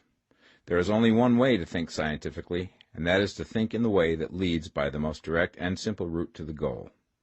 No man has yet formulated a briefer or less complex system than the one set forth herein. It has been stripped of all non-essentials. When you commence on this, lay all others aside. Put them out of your mind altogether. Read this book every day. Keep it with you. Commit it to memory, and do not think about other systems and theories. If you do, you will begin to have doubts, and to be uncertain and wavering in your thought, and then you will begin to make failures. After you have made good and become rich, you may study other systems as much as you please. But until you are quite sure that you have gained what you want, do not read anything on this line but this book, unless it be the authors mentioned in the preface. And read only the most optimistic comments on the world's news, those in harmony with your picture. Also, postpone your investigations into the occult. Do not dabble in theosophy, spiritualism, or kindred studies. It is very likely that the dead still live and are near, but if they are, let them alone. Mind your own business. Wherever the spirits of the dead may be, they have their own work to do and their own problems to solve, and we have no right to interfere with them. We cannot help them, and it is very doubtful whether they can help us, or whether we have any right to trespass upon their time if they can. Let the dead and the hereafter alone, and solve your own problem. Get rich. If you begin to mix with the occult, you will start mental cross-currents which will surely bring your hopes to shipwreck.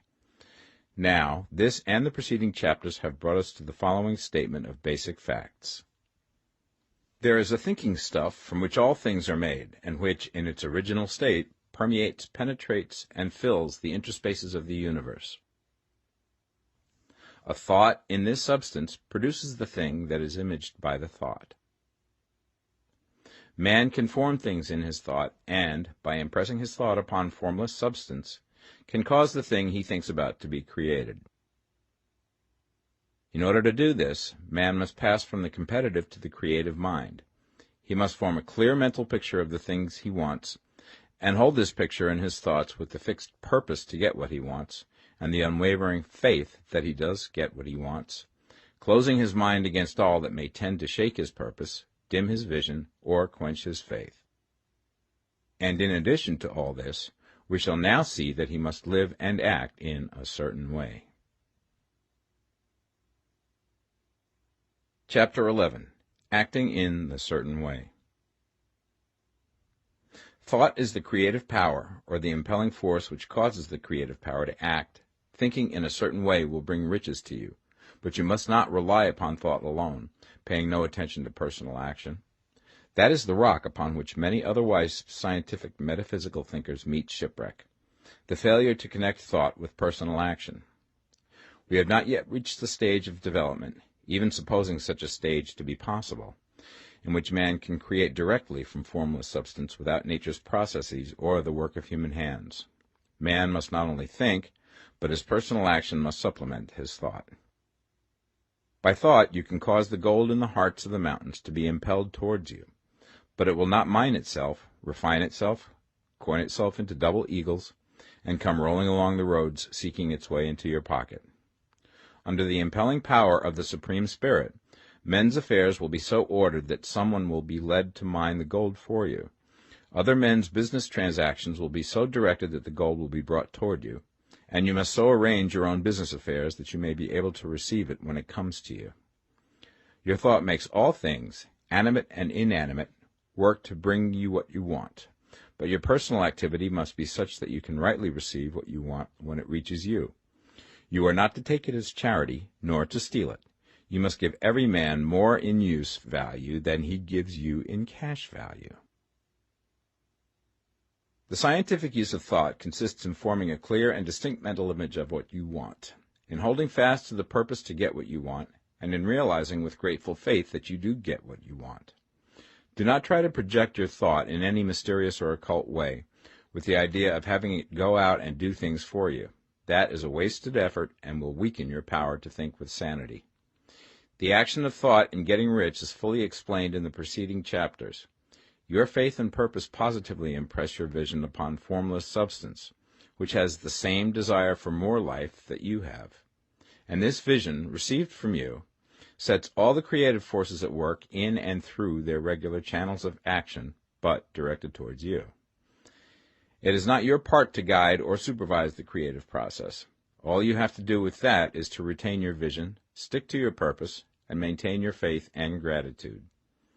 But you must act in a certain way, so that you can appropriate what is yours when it comes to you, so that you can meet the things you have in your picture and put them in their proper places as they arrive. You can really see the truth of this. When things reach you, they will be in the hands of other men, who will ask an equivalent for them. And you can only get what is yours by giving the other man what is his. Your pocketbook is not going to be transformed into a Fortunata's purse, which shall be always full of money without effort on your part. This is the crucial point in the science of getting rich, right here, where thought and personal action must be combined. There are very many people who, consciously or unconsciously, set the creative forces in action by the strength and persistence of their desires, but who remain poor because they do not provide for the reception of the thing they want when it comes. By thought, the thing you want is brought to you. By action, you receive it. Whatever your action is to be, it is evident that you must act now. You cannot act in the past, and it is essential to the clearness of your mental vision that you dismiss the past from your mind. You cannot act in the future, for the future is not here yet, and you cannot tell how you will want to act in any future contingency until that contingency has arrived. Because you are not in the right business or the right environment now, do not think that you must postpone action until you get into the right business or environment. And do not spend time in the present taking thought as to the best course in possible future emergencies. Have faith in your ability to meet any emergency when it arrives. If you act in the present with your mind on the future, your present action will be with a divided mind and will not be effective. Put your whole mind into present action. Do not give your creative impulse to original substance, and then sit down and wait for results. If you do, you will never get them. Act now. There is never any time but now, and there never will be any time but now. If you are ever to begin to make ready for the reception of what you want, you must begin now. And your action, whatever it is, must most likely be in your present business or employment, and must be upon the persons and things in your present environment. You cannot act where you are not, you cannot act where you have been, and you cannot act where you are going to be. You can act only where you are. Do not bother as to whether yesterday's work was well done or ill done. Do today's work well. Do not try to do tomorrow's work now. There will be plenty of time to do that when you get to it. Do not try, by occult or mystical means, to act on people or things that are out of your reach. Do not wait for a change of environment. Before you act, get a change of environment by action. You can so act upon the environment in which you are now, as to cause yourself to be transferred to a better environment. Hold with faith and purpose the vision of yourself in the better environment, but act upon your present environment with all your heart and with all your strength and with all your mind. Do not spend any time in daydreaming or castle building. Hold to the one vision of what you want and act now. Do not cast about seeking some new thing to do, or some strange, unusual, or remarkable action to perform as a first step towards getting rich. It is probable that your actions, at least for some time to come, will be those you have been performing for some time past, but you are to begin now to perform these actions in a certain way, which will surely make you rich. If you are engaged in some business and feel that it is not the right one for you, do not wait until you get into the right business before you begin to act. Do not feel discouraged, or sit down and lament because you are misplaced. No man was ever so misplaced that he could not find the right place, and no man ever became so involved in the wrong business but that he could get into the right business. Hold the vision of yourself in the right business, with the purpose to get into it, and the faith that you will get into it, and are getting into it, but act in your present business. Use your present business as the means of getting a better one, and use your present environment as the means of getting into a better one. Your vision of the right business, if held with faith and purpose, will cause the Supreme to move the right business towards you, and your action, if performed in a certain way, will cause you to move towards the business. If you are an employee or wage earner and feel that you must change places in order to get what you want, do not project your thought into space and rely upon it to get you another job. It will probably fail to do so.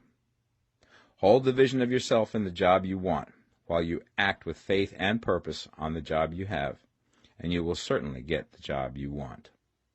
Your vision and faith will set the creative force in motion to bring it toward you, and your action will cause the forces in your own environment to move you toward the place you want. In closing this chapter, we will add another statement to our syllabus. There is a thinking stuff from which all things are made, and which, in its original state, permeates, penetrates, and fills the interspaces of the universe. A thought in this substance produces the thing that is imaged by the thought. Man can form things in his thought, and, by impressing his thought upon formless substance, can cause the thing he thinks about to be created. In order to do this, man must pass from the competitive to the creative mind. He must form a clear mental picture of the thing he wants, and hold this picture in his thoughts with the fixed purpose to get what he wants, and the unwavering faith that he does get what he wants, closing his mind to all that may tend to shake his purpose, dim his vision, or quench his faith. That he may receive what he wants when it comes, man must act now upon the people and things in his present environment. Chapter 12. Efficient Action. You must use your thought as directed in previous chapters, and begin to do what you can do where you are, and you must do all that you can do where you are. You can advance only by being larger than your present place, and no man is larger than his present place who leaves undone any of the work pertaining to that place. The world is advanced only by those who more than fill their present places. If no man quite filled his present place, you can see that there must be a going backward in everything. Those who do not quite fill their present places are dead weight upon society, government, commerce, and industry. They must be carried along by others at a great expense. The progress of the world is retarded only by those who do not fill the places they are holding. They belong to a former age and a lower stage or plane of life, and their tendency is towards degeneration. No society could advance if every man was smaller than his place. Social evolution is guided by the law of physical and mental evolution. In the animal world, evolution is caused by excess of life. When an organism has more life than can be expressed in the function of its own plane, it develops the organs of a higher plane, and a new species is originated. There never would have been new species had there not been organisms which more than filled their places. The law is exactly the same for you. Your getting rich depends upon your applying this principle to your own affairs. Every day is either a successful day or a day of failure, and it is the successful days which get you what you want. If every day is a failure, you can never get rich, while if every day is a success, you cannot fail to get rich. If there is something that may be done today, and you do not do it, you have failed in so far as that thing is concerned, and the consequences may be more disastrous than you imagine. You cannot foresee the results of even the most trivial act. You do not know the workings of all the forces that have been set moving in your behalf. Much may be depending on your doing some simple act. It may be the very thing which is to open the door of opportunity to very great possibilities. You can never know all the combinations which supreme intelligence is making for you in the world of things and of human affairs. Your neglect or failure to do some small thing may cause a long delay in getting what you want. Do, every day, all that can be done that day. There is, however, a limitation or qualification of the above that you must take into account. You are not to overwork, not to rush blindly into your business in the effort to do the greatest possible number of things in the shortest possible time. You are not to try to do tomorrow's work today, nor to do a week's work in a day. It is really not the number of things you do, but the efficiency of each separate action that counts. Every act is, in itself, either a success or a failure. Every act is, in itself, either effective or inefficient. Every inefficient act is a failure, and if you spend your life in doing inefficient acts, your whole life will be a failure. The more things you do, the worse for you if all your acts are inefficient ones. On the other hand, every efficient act is a success in itself, and if every act of your life is an efficient one, your whole life must be a success. The cause of failure is doing too many things in an inefficient manner, and not doing enough things in an efficient manner. You will see that it is a self-evident proposition that if you do not do any inefficient acts, and if you do a sufficient number of efficient acts, you will become rich. If, now, it is possible for you to make each act an efficient one, you see again that the getting of riches is reduced to an exact science, like mathematics. The matter turns, then, on the questions whether you can make each separate act a success in itself, and this you certainly can do. You can make each act a success because all power is working with you, and all power cannot fail. Power is at your service, and to make each act efficient, you have only to put power into it. Every action is either strong or weak, and when every one is strong, you are acting in a certain way, which will make you rich.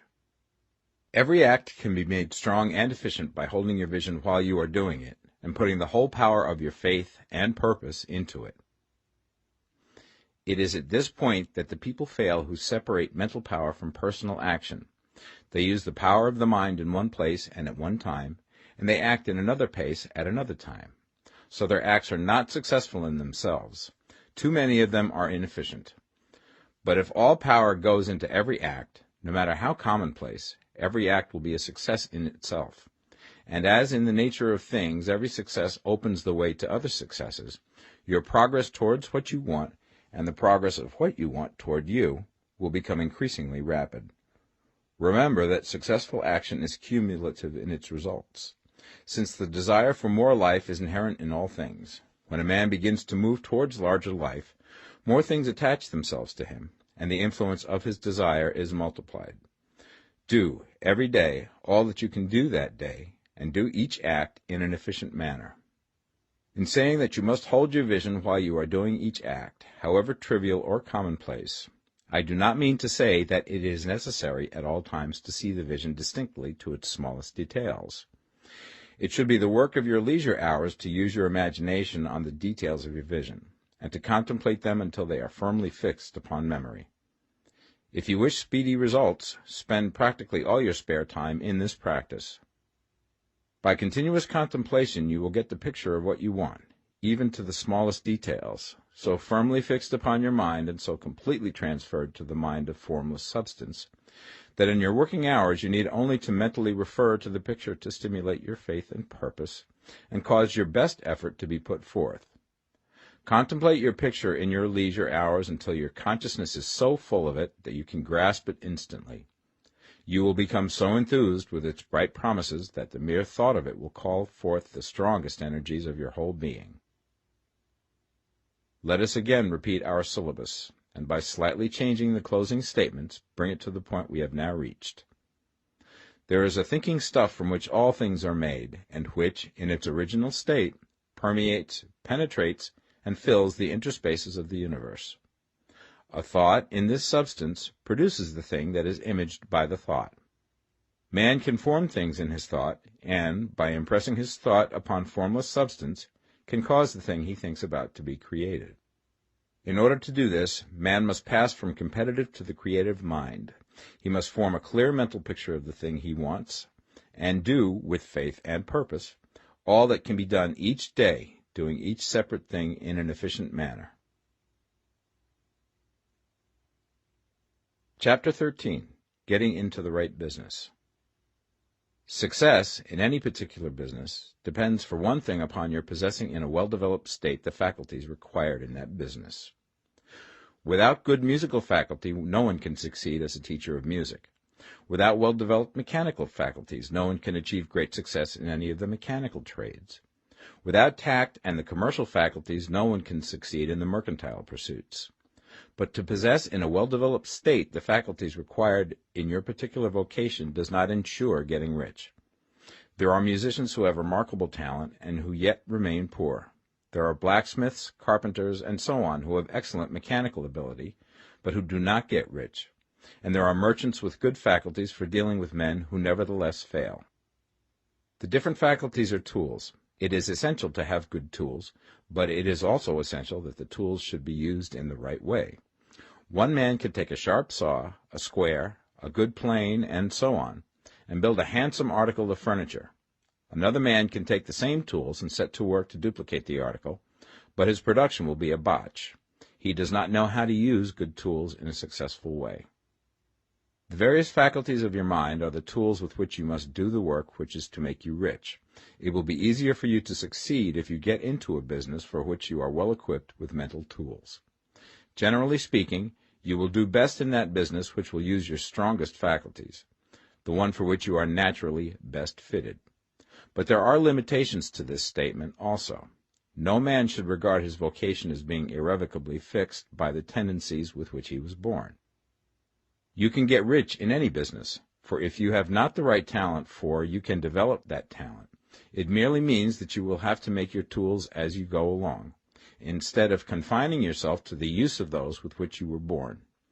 It will be easier for you to succeed in a vocation for which you already have the talent in a well-developed state, but you can succeed in any vocation, for you can develop any rudimentary talent, and there is no talent of which you have not at least the rudiment. You will get rich most easily in point of effort if you do that for which you are best fitted, but you will get rich most satisfactorily if you do that which you want to do. Doing what you want to do is life, and there is no real satisfaction in living if we are compelled to be forever doing something which we do not like to do, and can never do what we want to do.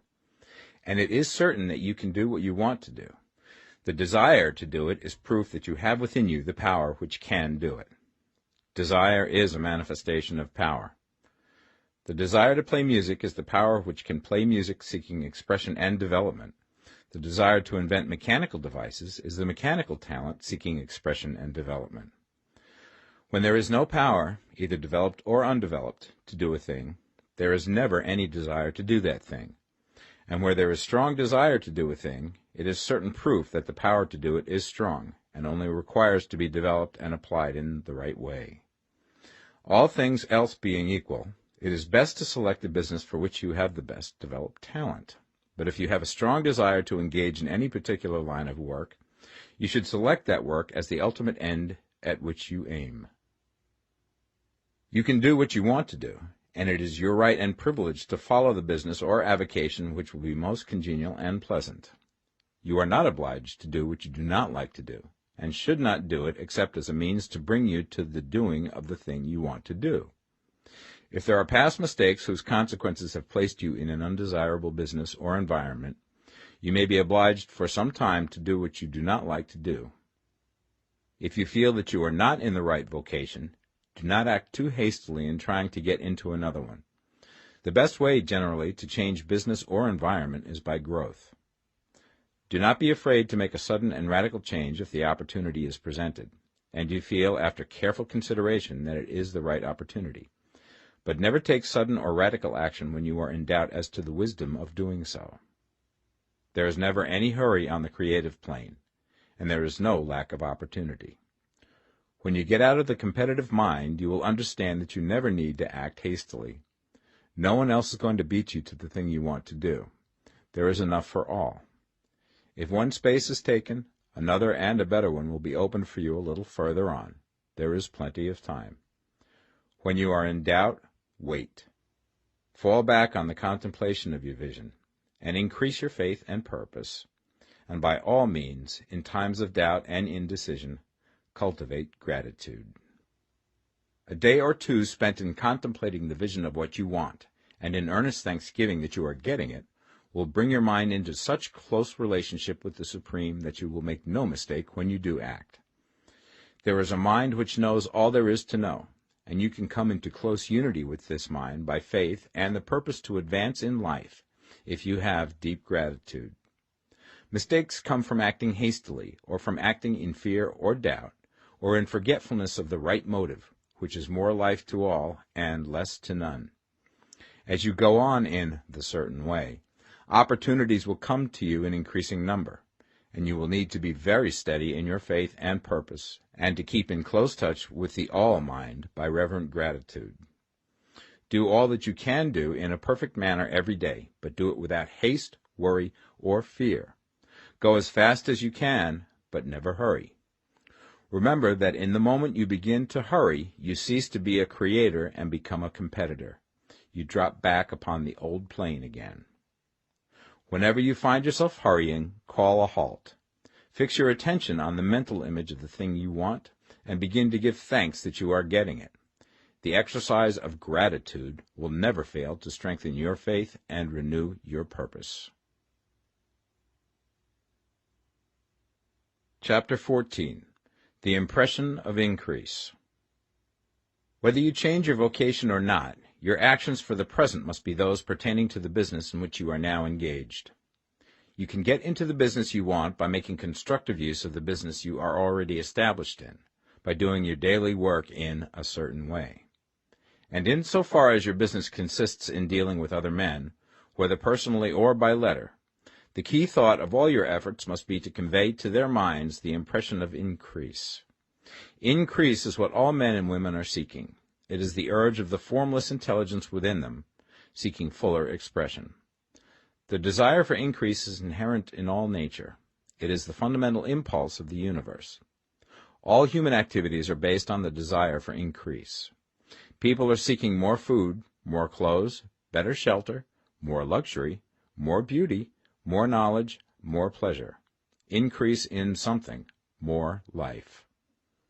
Every living thing is under this necessity for continuous advancement. Where increase of life ceases, dissolution and death set in at once. Man instinctively knows this, and hence he is forever seeking more. This law of perpetual increase is set forth by Jesus in the parable of the talents. Only those who gain more retain any. From him who hath not shall be taken away even that which he hath. The normal desire for increased wealth is not an evil or a reprehensible thing. It is simply the desire for more abundant life. It is aspiration. And because it is the deepest instinct of their natures, all men and women are attracted to him who can give them more of the means of life. In following the certain way, you are getting continuous increase for yourself, and you are giving it to all with whom you deal. You are a creative center from which increase is given off to all.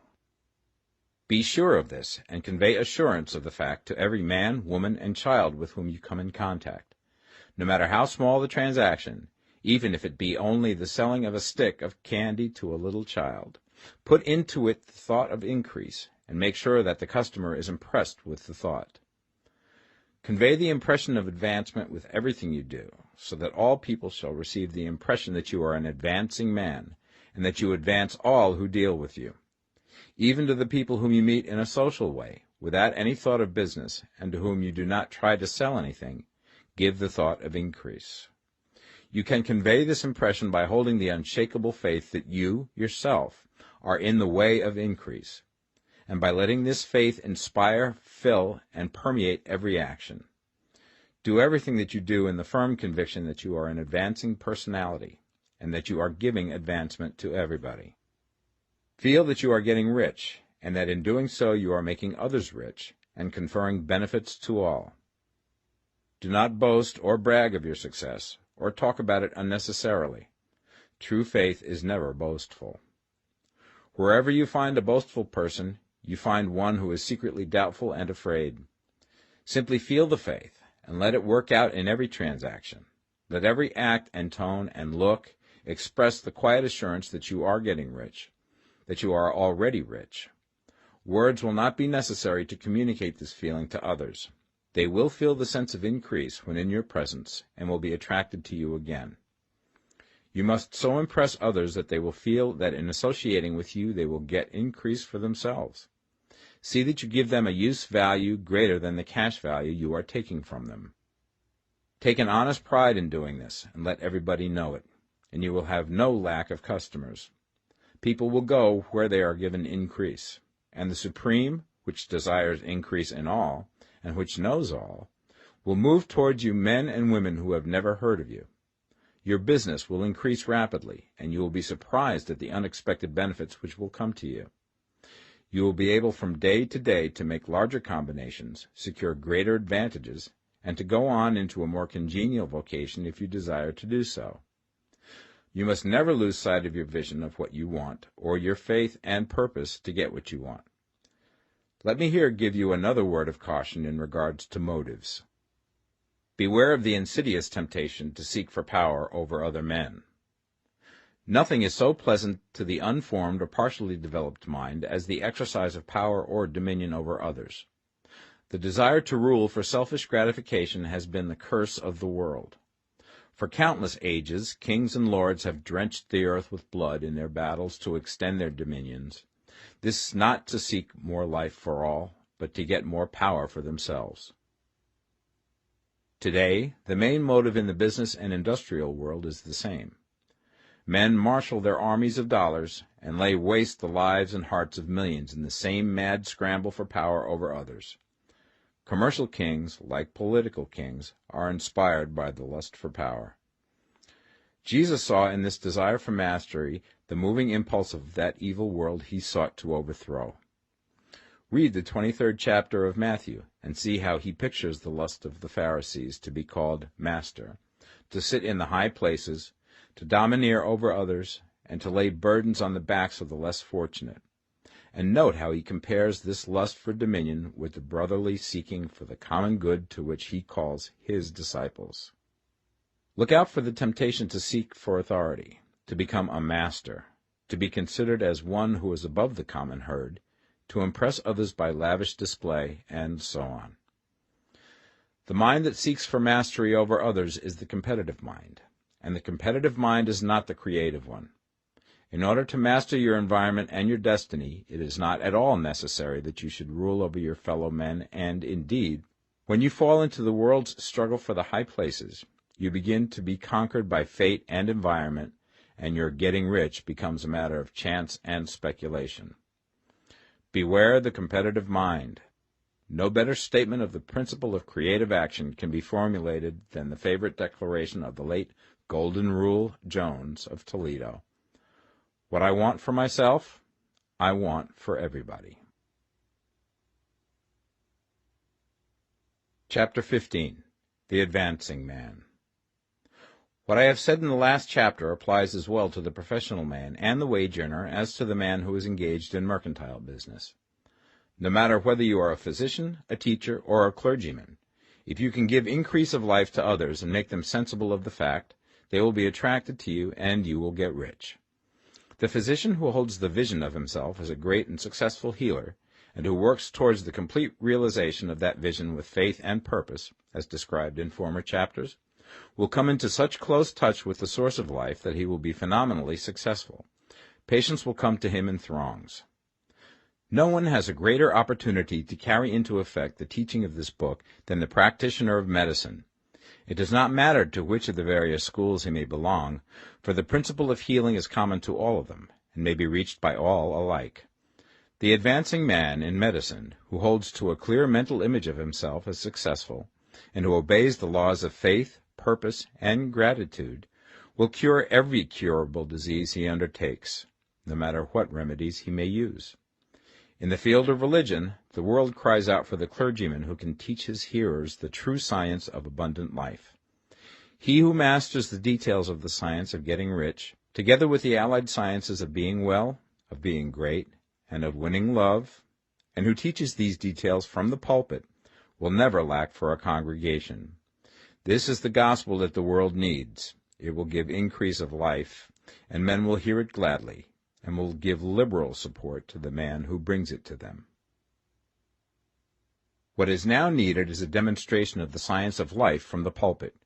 We want preachers who can not only tell us how, but who, in their own persons, will show us how. We need the preacher who will himself be rich, healthy, great, and beloved, to teach us how to attain to these things, and when he comes he will find a numerous and loyal following. The same is true of the teacher who can inspire the children with the faith and purpose of the advancing life. He will never be out of a job, and any teacher who has this faith and purpose can give it to his pupils. He cannot help giving it to them if it is part of his own life and practice. What is true of the teacher, preacher, and physician is true of the lawyer, dentist, real estate man, insurance agent, of everybody. The combined mental and personal action I have described is infallible. It cannot fail. Every man and woman who follows these instructions steadily, perseveringly, and to the letter will get rich. The law of the increase of life is as mathematically certain in its operation as the law of gravitation. Getting rich is an exact science. The wage earner will find this as true of his case as of any others mentioned. Do not feel that you have no chance to get rich because you are working where there is no visible opportunity for advancement, where wages are small and the cost of living high. Form your clear mental vision of what you want and begin to act with faith and purpose. Do the work that you can do every day, and do each piece of work in a perfectly successful manner. Put the power of success and the purpose to get rich into everything that you do. But do not do this merely with the idea of currying favor with your employer in the hopes that he or those above you will see your good work and advance you. It is not likely that they will do so. The man who is merely a good workman, filling his place to the very best of his ability, and satisfied with that, is valuable to his employer, and it is not to the employer's interest to promote him. He is worth more where he is. To secure advancement, something more is necessary than to be too large for your place.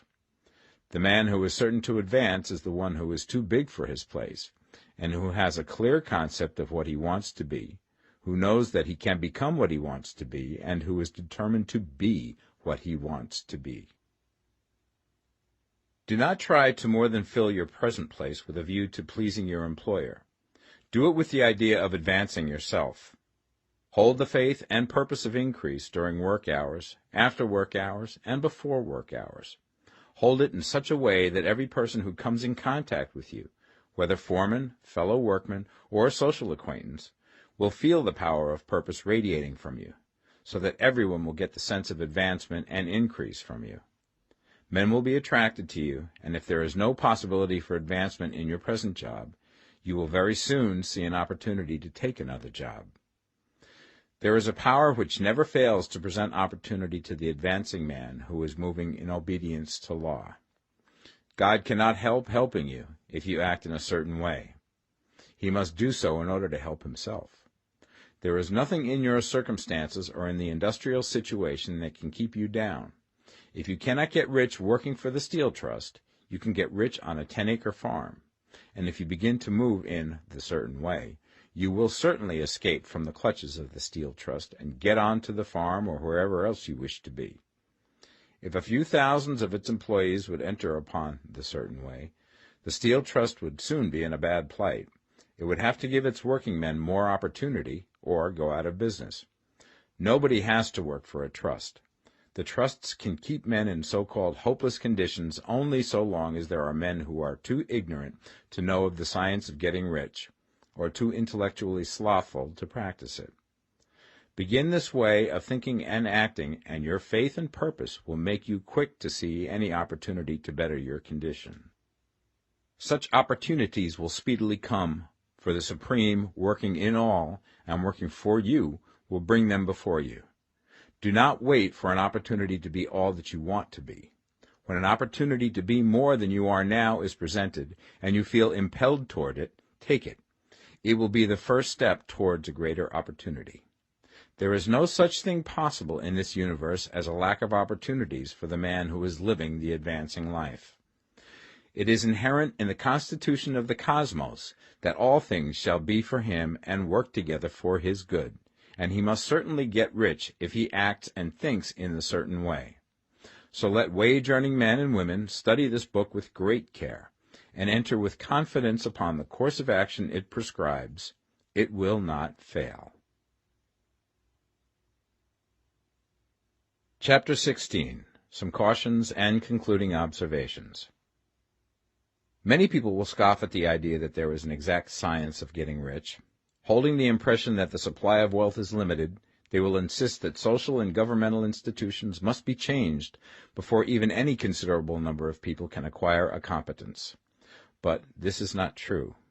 It is true that existing governments keep the masses in poverty, but this is because the masses do not think and act in the certain way. If the masses begin to move forward as suggested in this book, neither governments nor industrial systems can check them. All systems must be modified to accommodate the forward movement. If the people have the advancing mind, have the faith that they can become rich, and move forward with the fixed purpose to become rich, nothing can possibly keep them in poverty. Individuals may enter upon the certain way at any time and under any government, and may make themselves rich. And when any considerable number of individuals do so under any government, they will cause the system to be so modified as to open the way for others. The more men who get rich on the competitive plane, the worse for others. The more who get rich on the creative plane, the better for others. The economic salvation of the masses can only be accomplished by getting a large number of people to practice the scientific method set down in this book and become rich. These will show others the way and inspire them with a desire for real life, with the faith it can be attained, and with the purpose to attain it. For the present, however, it is enough to know that neither the government under which you live nor the capitalistic or competitive system of industry can keep you from getting rich. When you enter upon the creative plane of thought, you will rise above all these things and become a citizen of another kingdom. But remember that your thought must be held upon the creative plane. You are never for an instant to be betrayed into regarding the supply as limited, or into acting on the moral level of competition. Whenever you do fall into old ways of thought, correct yourself instantly, for when you are in the competitive mind, you have lost the cooperation of the mind of the whole. Do not spend any time in planning as to how you will meet possible emergencies in the future, except as the necessary policies may affect your actions today. You are concerned with doing today's work in a perfectly successful manner, and not with emergencies which may arise tomorrow. You can attend to them as they come. Do not concern yourself with questions as to how you shall surmount obstacles which may loom upon your business horizon, unless you can see plainly that your course must be altered today in order to avoid them. No matter how tremendous an obstruction may appear at a distance, you will find that if you go on in the certain way, it will disappear as you approach it, or that a way over, through, or around it will appear. No possible combination of circumstances can defeat a man or woman who is proceeding to get rich along strictly scientific lines. No man or woman who obeys the law can fail to get rich, any more than one can multiply 2 by 2 and fail to get 4. Give no anxious thought to possible disasters, obstacles, panics, or unfavorable combinations of circumstances. It is time enough to meet such things when they present themselves before you in the immediate present, and you will find that every difficulty carries with it the wherewithal for its overcoming. Guard your speech. Never speak of yourself, your affairs, or of anything else in a discouraged or discouraging way. Never admit the possibility of failure, or speak in a way that infers failure as a possibility. Never speak of times as being hard, or of business conditions as being doubtful. Times may be hard and business doubtful for those who are on the competitive plane, but they can never be so for you. You can create what you want, and you are above fear. When others are having hard times and poor business, you will find your greatest opportunities. Train yourself to think of and to look upon the world as a something which is becoming, which is growing, and to regard seeming evil as being only that which is undeveloped. Always speak in terms of advancement. To do otherwise is to deny your faith, and to deny your faith is to lose it. Never allow yourself to feel disappointed. You may expect to have a certain thing at a certain time, and not get it at that time, and this will appear to you like failure. But if you hold to your faith, you will find that the failure is only apparent. Go on in the certain way, and if you do not receive that thing, you will receive something so much better that you will see that the seeming failure was really a great success.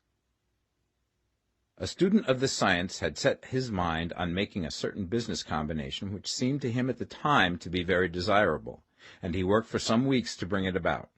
When the crucial time came, the thing failed in a perfectly inexplicable way. It was as if some unseen influence had been working secretly against him. He was not disappointed. On the contrary, he thanked God that his desire had been overruled, and went steadily on with a grateful mind. In a few weeks an opportunity so much better came his way that he would not have made the first deal on any account, and he saw that a mind which knew more than he knew had prevented him from losing the greater good by entangling himself with the lesser. That is the way every seeming failure will work out for you, if you keep your faith, hold to your purpose, have gratitude, and do, every day, all that can be done that day, doing each separate act in a successful manner. When you make a failure, it is because you have not asked for enough.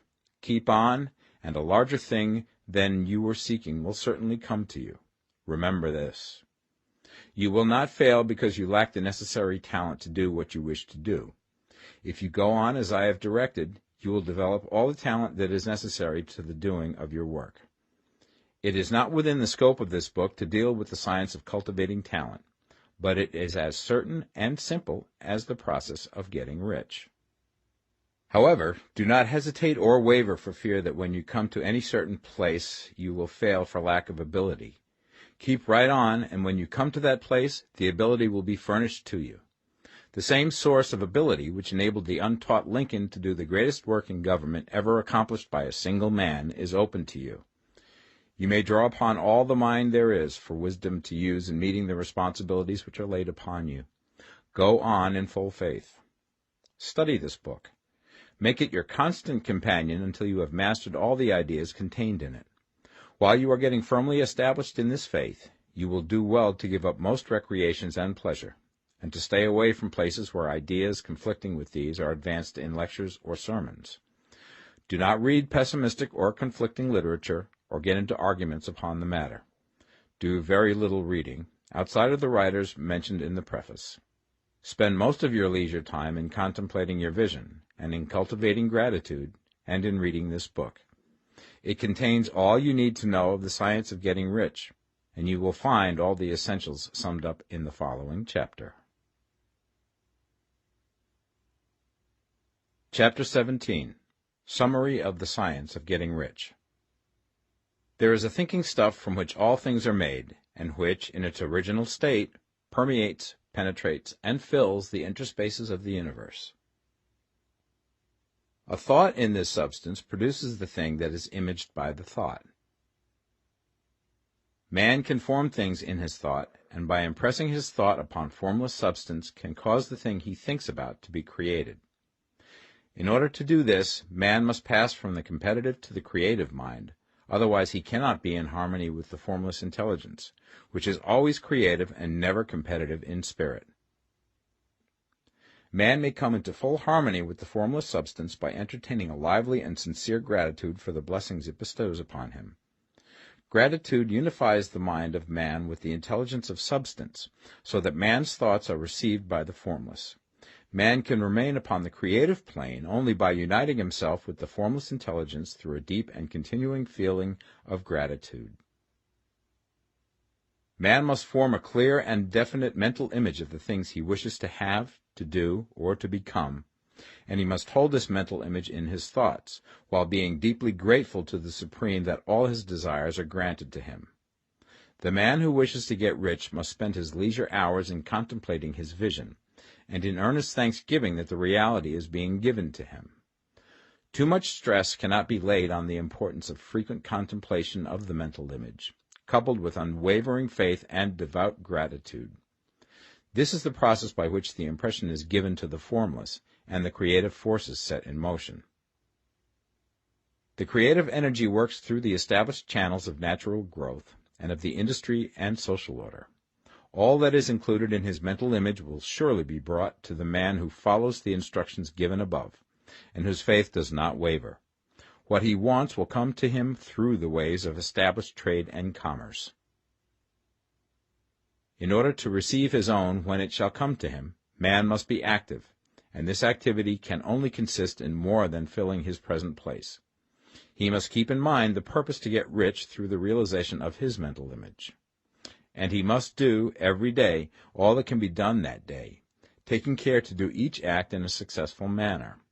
He must give to every man a use value in excess of the cash value he receives, so that each transaction makes for more life, and he must so hold the advancing thought that the impression of increase will be communicated to all with whom he comes in contact.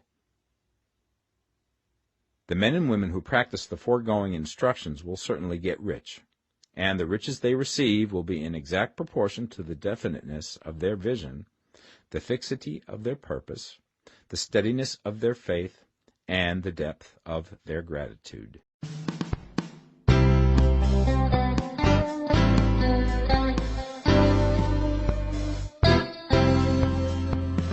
The Science of Getting Rich by Wallace D. Wattles.